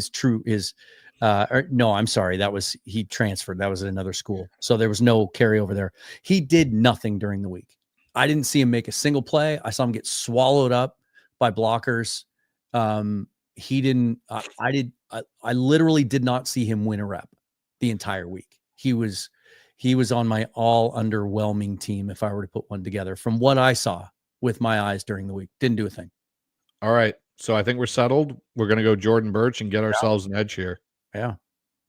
All right. So we take Jordan Birch. I like Fairchild. And the Rams get Henderson. God, you're drafting well. I mean, you know what? Josiah Stewart may bite us in the butt because he went to, of all places, Philadelphia. Oh, I don't know. One of my guys, Carson's off the board. Yeah. Wow. Cleveland really has an affinity for quarterbacks, apparently. They just took Quinn Ewers. Okay. Hey, they need a cheap quarterback. They do at this rate. Who knows?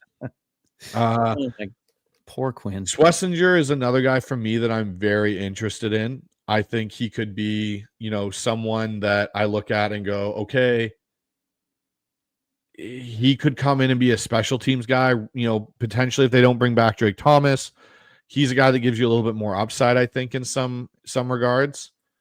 So what do we do here, Dan? Do we take Will Howard? Do we take Elijah Arrero, who's a really good-looking tight end, and we know we're moving to a 12 personnel offense here in Seattle?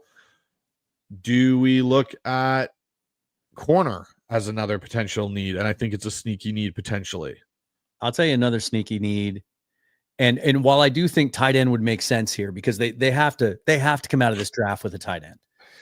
That, like you said, a lot of 12, 13 personnel. We're talking about, I don't think Noah Fant's back, not at his current cap number. Maybe they redo it and maybe he's still on the roster. So you're talking about the potential of just AJ Barner and Brady Russell being the only two holdovers. And Russell, I think, is more of a kind of a specific role type tight end. So you got to come out of this draft with somebody, right? You're probably addressing it in free agency too. I think a sneaky need, and up until this point, when I do mocks, usually the guys that I've seen at the Senior Bowl that I like are gone. I think safety, the way that Mike McDonald uses his safeties, I've been looking hard to find a guy that can maybe play as a third safety, which we know they intended to do last year. The idea was they were going to play Julian Love, Rayshon Jenkins, and Kayvon Wallace together in a lot of sets. Right. Or before a bunch of those guys got hurt.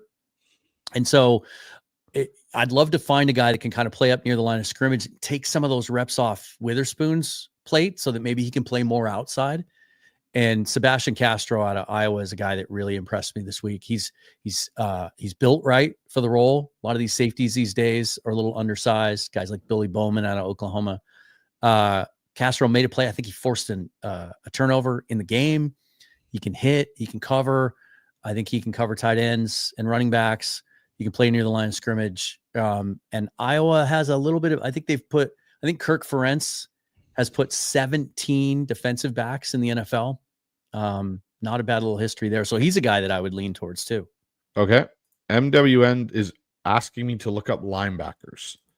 All right, let's have a look here. What are you looking for here, MWM? I mean, we're looking for a guy that can cover and play the weak side, right? I mean like Jack Kaiser from Notre Dame? Assuming that, well, I'll get to that. So we're assuming Ernest Jones is back, right? Yes. And so I would hesitate to draft a guy that I think can only play the mic. Right. Which, like, Demetrius Knight, loved him the whole week. I think 182. He's only a mic. Way low for him. He's only a mic. Danny Stutzman is only a mic. He's like 250 pounds. Lander Barton is interesting because he's so long, but I think Seahawks fans would burn the place down if we took another Utah linebacker. So there's a couple of guys on that list there that I'm looking at. Smile Mondon out of Georgia was a guy that had a really good week, especially in coverage. Jeffrey Bossa is a guy that played Mike at Oregon, but he's undersized for that, but he can also cover, and he's straight out of a lab. Like, I saw a quote from one scout who said, he looks like he's already been in our weight room in the NFL for 2 years. And he was running the huddle. I think he's a guy that could fit in as a third linebacker, either at the same time on the field as those guys, or as a guy that can spell night, but Jack Kaiser, you could do a lot worse. 6'1", 220. He's not very big, super experienced, really good. He had an interception on Wednesday in the full padded practice of Jalen Milroe. He kind of baited him and then turned his hips, just like the combine drill, flipped his hips, dropped into his seam and picked the ball off cleanly. It was a gorgeous rep, but he's also a guy that, even though he's a little undersized, he played Mike at Notre Dame. He can come up and hit you. He's a leader. I think if you're looking for a guy to sort of be an upgrade over Drake Thomas, who's only 5'10", but can play both positions if he had to, man, Jack Kaiser, I think, would look really good in that group. I do too. So let's have a look here. And PFN's got him way too low. Let's look at corner. Okay. Reason I want to look at corner here is I want to see, you were talking about potentially someone that could come in and take that spot from Witherspoon, alleviate some of that nickel usage for him. There's a couple guys. I don't think it's Kobe Bryant. He's a little slight. He is, but he had by all accounts, he had a phenomenal Senior Bowl Shrine Bowl. Yeah. But, I look at some of these guys. Jabbar Muhammad's an interesting one. He was a Husky. Now he's a Duck, finished out as a Duck.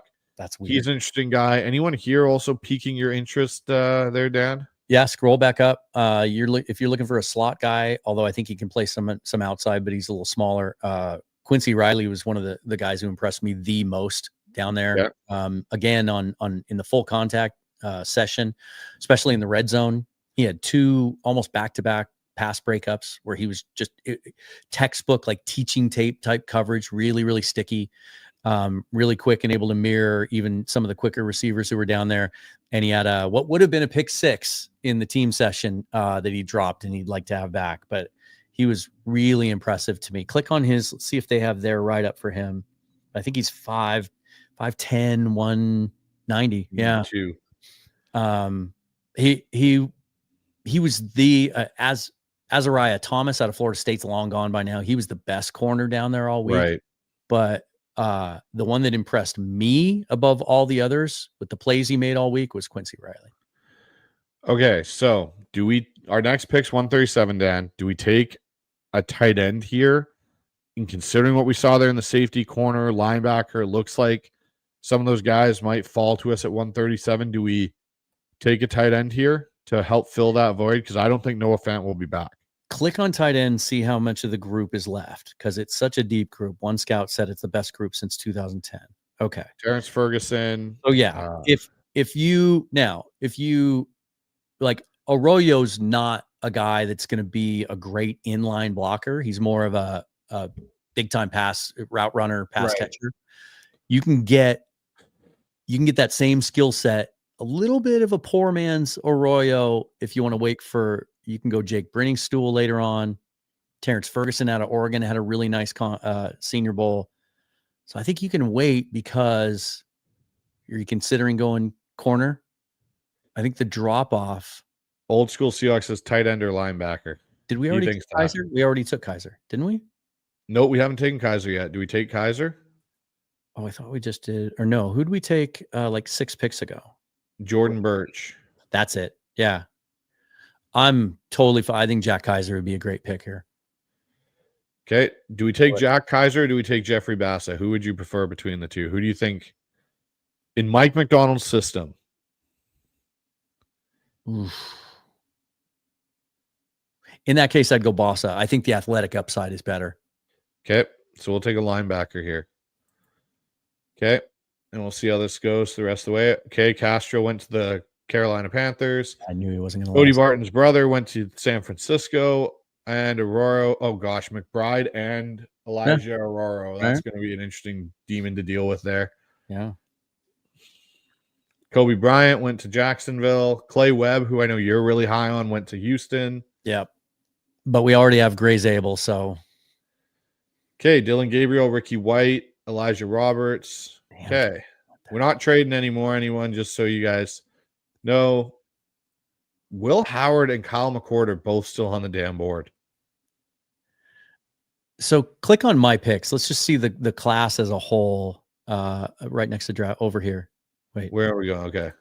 To look at our group so far. We've checked a lot of boxes, right? So we have big time starting interior offensive lineman, nose tackle, edge, big edge, receiver, linebacker. I think we're kind of open to whatever the board brings us. If the board goes this way and a guy like Will Howard or Kyle McCord is still there at the end of the 4th round, when you've already checked those boxes, I think this kind of is the textbook example of when to just take a shot on a guy. Yeah, I agree with you. And I know you'd like McCord over Howard, right? I do, but let's leave it up to do we go McCord? Do we go Howard? Everyone, me and Dan, but like both quarterbacks, really? Who do we go with in this situation? Take a shot on one of these guys, yeah. We're going to take a shot on a quarterback. Who do we take the shot on here? MWM says, I think it's Howard for me. Boy, a lot of people wanted Kobe Bryant. Howard says Howard. I mean, come on. Old school Seahawks says trust in Bryce.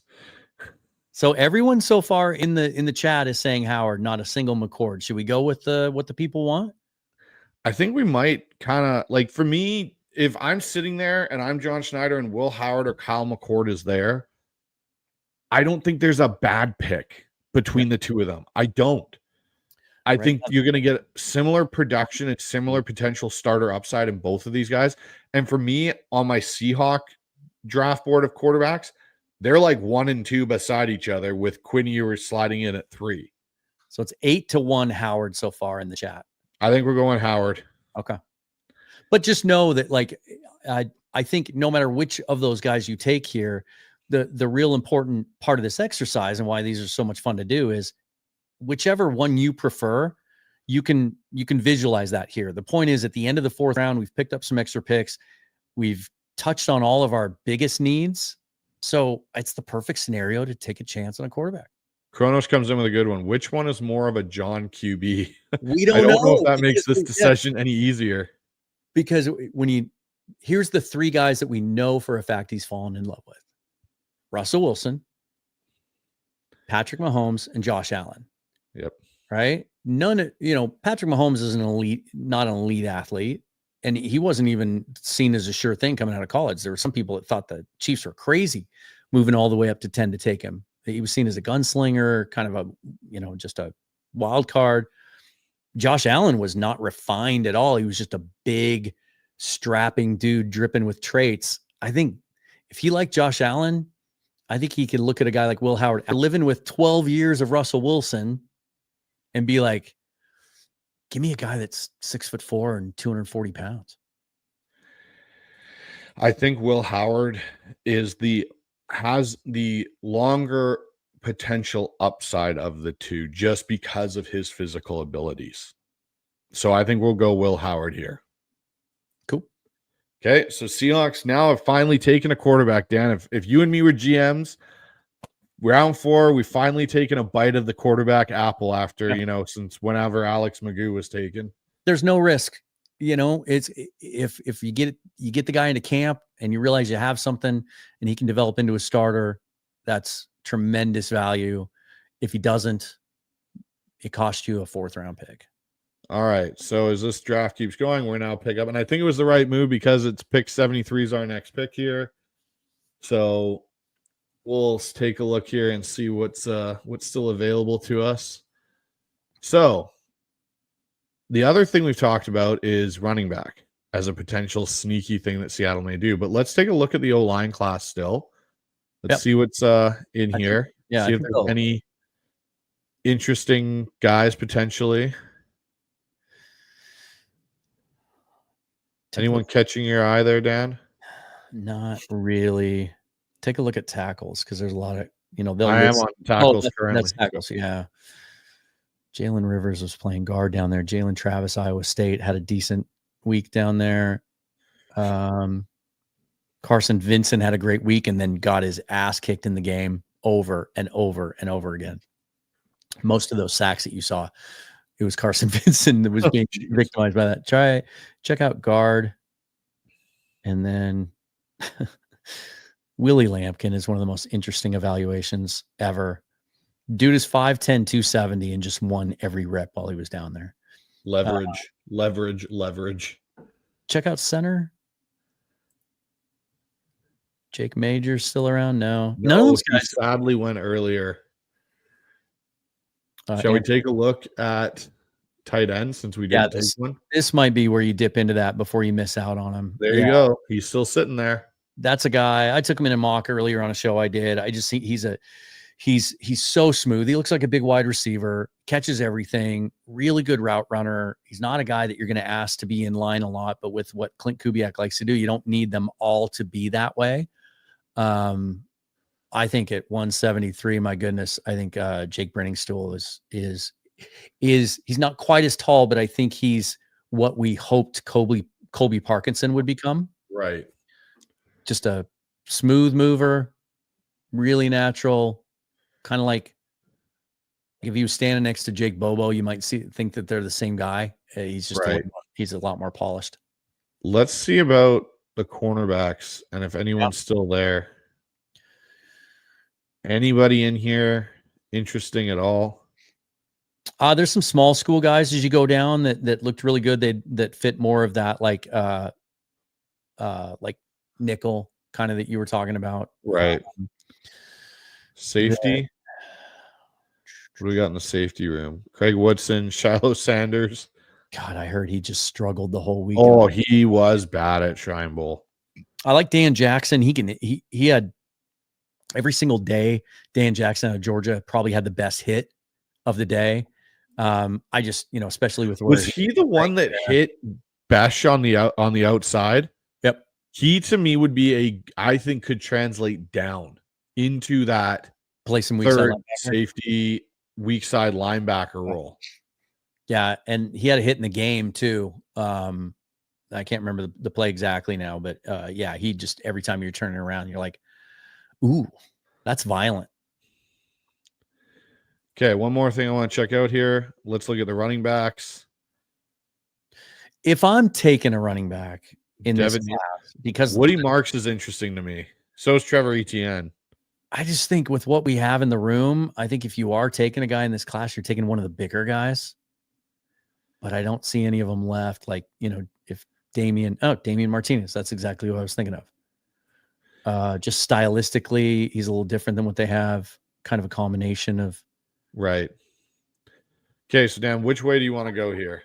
I just don't think there's value at running back there because I don't know if how he's going to make the roster. Okay. I think you got to get your tight end here. You got to come away from this tight end class with a guy that's got upside, and Brenningstool, I think, has tons of it. And Jack Kaiser goes to the Ravens. Just missed him. But that's okay. We already got a linebacker. Yeah. All right, here we are, round 6. Pick 187. And for anyone that, missed us earlier in the chat, we already did take Will Howard. So anyone jumping in now, Will Howard has been taken. He is a Seattle Seahawk in this world. There's another receiver. Jalen Noel. Look, 2 receivers in this draft wouldn't surprise me. And if one of them was a true, legitimate, slot merchant, that would make sense because that's different than what they have. Noel was dynamic the whole week. He had the drop in the game, but I mean, that happens. Do you want to look back at safety and corner, or do we go back and get Jackson from Georgia? We can sign him in undrafted free agency. Okay. Fair enough. Go back and look at the receivers and see if we're missing anyone else. Cause there's a lot of depth in this class. Pat Bryant, my goodness, he's not a slot guy, but I can't believe he's still there. He had the catch from Elgersma.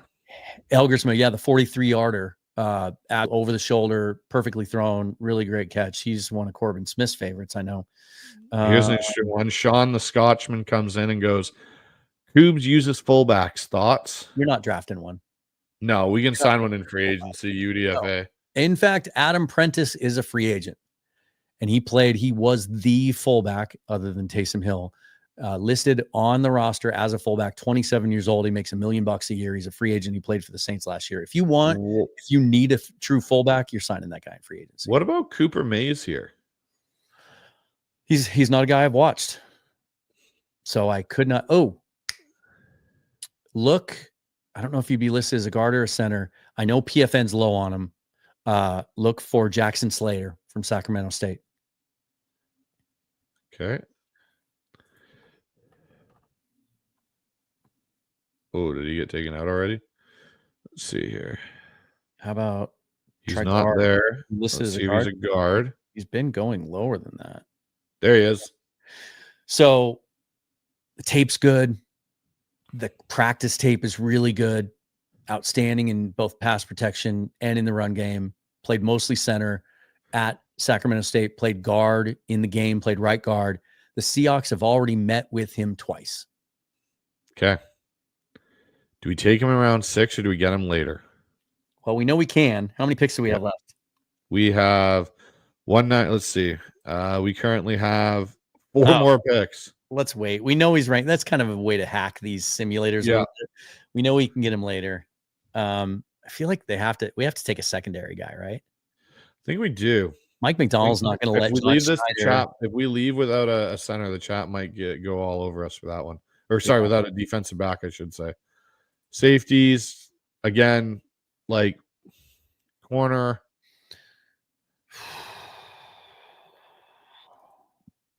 We're getting down to the range where I just don't. Jacoby Parrish is an interesting one out of Kansas State.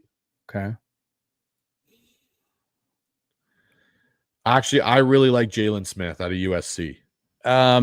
It's kind of cheating because I took him in my mock today. Oh, geez. He was the best red zone corner that I saw all week. Really sticky in coverage. Just had no fear. Good ball skills. Could he play the nickel? Yeah, absolutely. Okay, Yeah. so let's take Jalen Smith then. Get us our corner. I like that pick. At this point in the draft, a lot of fans might want a longer corner, but long corners that are available in the 6th round usually are really raw. All right, we're back up again here, Dan. Let's see. Seth McLaughlin from Ohio State. Look at the defensive line again. Okay. I think adding multiple bodies there makes a lot of sense. This is D tackle. Yeah. Let's go down. Wyatt Black is 242. That dude's Zier Stackhouse is someone for me later on that I would be interested in as a Seahawk potential. Click on Black and see what they have for his I think 6'7", 6'6", 337. Long. He had the longest wingspan. I think 84.5-inch wingspan. He's a similar build watching him to Deion Walker, who went earlier, but he's got more of a bottom half to him that can actually anchor. Absolutely. Yeah. And you can see it. And he's got an edge to him. There were a couple of times that, corner of my eye, I would see some flares, right? Little shenanigans in some of these one-on-one drills, and he was always around it. All right. I'm good with that here. I think he's a guy that can play nose, but he's not just at that weight. He can play big edge. I think he'd be a great fit. Any edges here that interest you? One does for me. Oben? Nope. Or Savion Jones. Savion Jones is still there. And he's a guy, too, that I think, check his weight. 255, 260. 289. Oh, Jesus. He sure didn't play like that. Like, he's a guy that I think you could still drop into coverage and feel okay with. God, that's I say we take him. Yeah, especially because Birch has experience inside and he can do that. Yeah. Jones can't do. Jones was, if any of you haven't watched the Senior Bowl yet, Watch and watch Savion Jones. and you're going to see him around the ball on almost every play. He had 2 sacks and 2 tackles for loss, I think, in the game, if I'm remembering that. All right, so we take Savion Jones here. That's not a bad spot to double up on. Just you can't have too many of those guys. Okay, so we got Savion Jones. Damn. What were you looking at? I'm just saying I like our group so far. Okay. Kronos 1009 in the comment says Westover could make the roster as our fullback this year. Westover was released early in the season with an injury destination last year, never re-signed. Okay, so D tackle. Now do we come back and take... Ooh, did Black go? Oh, I think he went. No, he didn't. So why can't I find him? Was he listed as an edge or was he listed as a D tackle? I don't recall. Oh, there he is. Yeah. Yeah, Black. Missed him there. Do we take him or do we go get Slater here? We still have 2 picks left, right? I believe so, yes. Look at the running backs again. I know what I said earlier, but this class is so deep. You get to this point in the draft, ETN's not going to be there. Come on, PFF. Damian Martinez is. I would take Damian Martinez in the 6th round all day long. Okay. Like he's sold. He's a bigger back. He was so productive at Oregon State. Basically, was one of the guys that elevated that program, and then went to Syracuse, took a back seat to Kyle McCord. But he's a good back. He can do a little bit of everything. I like his pass pro, and so that just leaves us with Jackson Slater, right? Black. I think because we went edge with Savion Jones and 3 guys, I think we go offensive. Yeah. So let's go with our guard. Let's go Jackson Slater as a 7th round. Jeez, that's great value. It doubled up. Oh, crud. We missed him. Okay. Well, we know. Double clicked. It was Jackson Slater, everyone. That's who we meant to take. My trigger finger. Shout out didn't to work so well. K Don in the comments said Donovan Edwards. He would have been a good pick there too.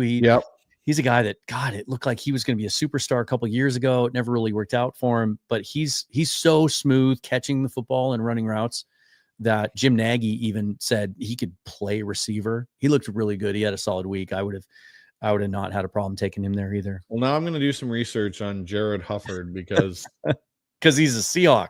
He's a Seahawk now, apparently, because my mouse slipped and I hit the wrong button. But he's still a guard out of Ohio State. Or Iowa State, I should say. So that's a good one. So everyone, this is me and Dan's first mock draft for the Seattle Seahawks, purely off of his experience down at Senior Bowl, my experience scouting. I'm going to be honest, if somehow this is how our board fell to us, I would be very happy with this draft. When you talk about checking boxes, right? Yep. A couple of, long-term potential starters on the interior offensive line. Check. We didn't get a tackle, but, I'm okay with that. Right. Zabel could play tackle in a pinch if he had to. I'm still bullish on Mike Jarrell. And, we have to be encouraged by what Abe Lucas said and how good he felt at the end of last year. And so that I'm okay with that. We addressed both trenches. We addressed the defensive line in a big way. We got a true nose tackle. We got 2 edge players, one who can play inside and out. And actually they both can. They're both 290-pound edges. So we just got a lot bigger and longer up front on defense. We added running back. Yeah. We added a dynamic pass catching tight end to that group. Receiver who's a really good complement to what we have on hand already. A corner that can play inside, and a potential, and we took a shot at a lottery ticket on a quarterback at a position that presents a lot of value. That's phenomenal draft. Yeah, it seems like everyone seems to like it in the chat so far. We'll just close this up, guys. We'll share these results again on Twitter. We'll post it on both of our Twitter pages, so you guys can see it up there as well. Can you Photoshop Jackson Slater in on that last pick? Yeah, I'll try and wiggle it in there. I'll scribble it and be like, "This is who we actually took." Right. No, it was a really fun exercise. It seems like everyone likes it. We've got old school Seahawk, very fun. Thank you guys. Sean Scotchman goes, "That would be awesome if it actually fell this way." Right. We got a K-Don season gives us a B+. But then later he said maybe A-. Yeah. And then Sean comes back with, "I wonder who fell out of the draft." That's one thing I wish all these if you had a UDFA pool. Yeah. If it wouldn't just kick you out of the whole thing once you're done with your draft and you could see who was left. I've done it before where I try to stop it like right at the last pick so I could see who's still on the board and kind of figure out some UDFAs. But I think we did a pretty good job because we're getting phenomenal draft, got trenches and got QB plus lots of depth. That's C-Spun. MWM, that was fun. I'm glad we were able to redeem ourselves to you, MWM. I wouldn't want you to go off the show tonight mad and angry because we didn't take your guy at that particular moment. Cash Money is asking who the first round pick was. We traded down Yep, twice 30 to 30 ultimately, and to took 30, and we got Gray Zabel. Yeah. Gray Zabel, and then we came back at pick 50. We were able to get Alfred Collins, D tackle out of Texas, to fill a need. Pick 82, we got Jalen Royals, receiver out of Utah State.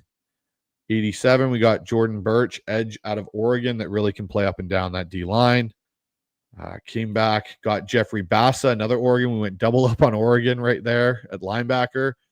137, we got Will Howard, which I think if he's somehow there, which he could still be there, like he very well could, depending on how this process goes. Yeah, I think that's good value. We got our tight end in Jake Bringstool out of Clemson. Got our nickel corner, which Jalen Smith for me is someone I've been impressed with in this draft process. I'm watching his film. I think he could actually fit in Mike McDonald's scheme.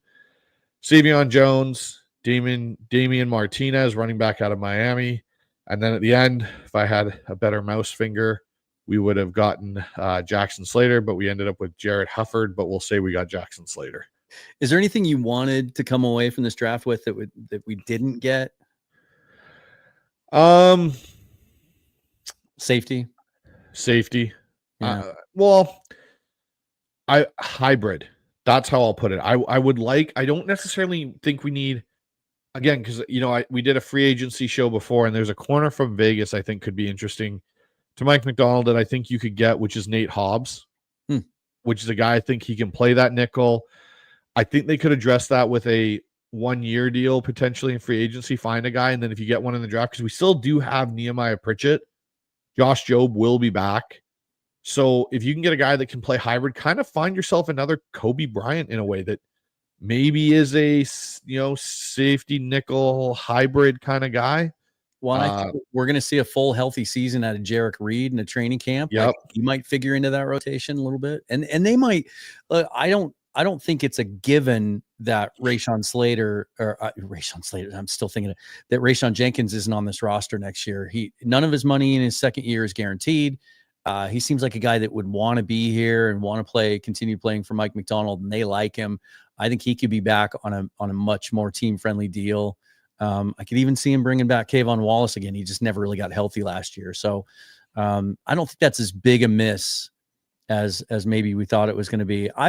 If there was one thing, maybe I would have liked to dip into that receiver class one more time and get a second guy. Maybe like we had talked about at one point, like maybe a more really twitchy slot guy like Jalen Noel when he was on the board there in the 5th round or whatever that was. Like, he would have made some sense there. He that type of guy would have made. It'll be interesting once free agency starts, because once we get to mocks after free agency and this team has addressed some of their issues in free agency, you can kind of window out of who they're really going to look at in the board. Overall, for me though, like, I think, to be honest, this is probably one of the best mock drafts I've done in a few years. I guess the only other thing that we missed that, we didn't miss, we just chose at each of these points not to do it. It would have been nice to take a guy that can really play tackle. Yeah. On offense. And we had opportunities there, but I think for 2025 anyway, they're okay at tackle, maybe better than okay if Lucas has a full healthy season. And you can go out and acquire swing tackles similar to what they did with George Fant last year, tried to do before he got hurt at a decent dollar amount. If you have to, if you're worried about, upgrading Stone Forsythe in that spot, for example. But I think we did so much to help the interior that between all those guys that are already on the roster and now they're going to be put on notice, not all of them are going to make the team. Hey, Christian Haynes, Oluwatimi, Lamea, like these guys are going to come in, they're gunning for your jobs. And we're probably also going to add a guy or two in free agency too. So no, exactly. And it's funny here. MWM, he goes, no redemption, Bryce, Grant or bust. Again, I didn't expect Grant to go right after that pick. That was just kind of destiny at that point. But so Dan, what do you have going on as we wrap up tonight's show? Because we've been at this for 2 hours. What do you have going on at Seahawks Forever for the rest of this week? I know you're busy. This is wrapping up a 13-hour day for me. Welcome back home, right? Yep. Yeah, I've got a couple of things in line. Just have to squeeze them into the schedule the next couple of days. I'm going to hop on Corbin Smith's show. It looks like Wednesday now. I don't know if tomorrow's going to work. And then got a couple of cool. Yeah, I just got confirmed. So I'm going to be on with Corbin on Wednesday. He's got some really exciting news about a new website that he's launching, and it's going to cover all sorts of Seattle sports. And then a guy named Parker Blake, who I know you're really interested to talk to as well. I'm going to get you guys connected. He's a guy that similar to you with quarterbacks, where you coach quarterbacks and you coach football, and then you also create content. So you get to share your analysis. He does that with offensive linemen. And got to meet him and have some great conversations with him. He's been at the Senior Bowl for like 3 straight years now. And so not only is he going to give us some thoughts, his thoughts from an offensive line coach's perspective on that class, but also, and even some of the guys that weren't there, but also Satawa Lamea, Christian Haynes, guys that he saw there last year and can maybe give some insight into. So looking at that, and then I've got a whole bunch of stuff in the pike, but I'm a couple weeks away from going to a little different format on the channel. I'm going to switch to Monday through Friday live, 5 days a week. More of a daily content type format. Going to spend the next couple months focusing on content, break from and just trying to get through this draft season and try to build the channel. So hop along for the ride if you'd like to. Yeah, and you know what? We'll definitely be on that journey with you, Dan. And we've also got our other show, everyone. The Pick is In, which we both have to try and find a way to fit into our schedules now at this rate. So we got a couple shows probably lined up for you guys in the coming weeks for The Pick is In, which is our all draft, all year show. So not Seahawk related, guys, just prefacing that now. We get you guys all in the chats and we love the support. Bring all the draft questions, not just Seahawks. Ask about specific players. If you want our Seahawk draft content, come here to our specific sites. That's where you'll get the most in-depth analysis from us on that. With that, the other show, The Pick is In, that's just me and Dan's kind of hobby channel of us being draft nerds because we love to do it. So Guilty. over on here, guys, for the Hawkszone Rundown, we're going to be back Friday with a live show. We have Michael Thompson coming back again from 12th Man Rising. We're going to do kind of a cool show to get you guys ready for the Super Bowl. We're going to look at the Philadelphia Eagles and go, what are they doing so well that Seattle isn't? And how do we get ourselves there? And what are some of the missing gaps Seattle needs to address in this offseason and going forward to get them there? And we'll be doing another mock draft with Michael at the end of that show as well. So make sure you guys hop over there. Guys, sub to the show, please. It helps us both greatly with that. We finally got up over 1,000 thanks to Dan. And we want to keep growing. So make sure you guys sub, like, share the channel with whoever you got. And we'll see you guys on the next one. Go Hawks. Go Hawks.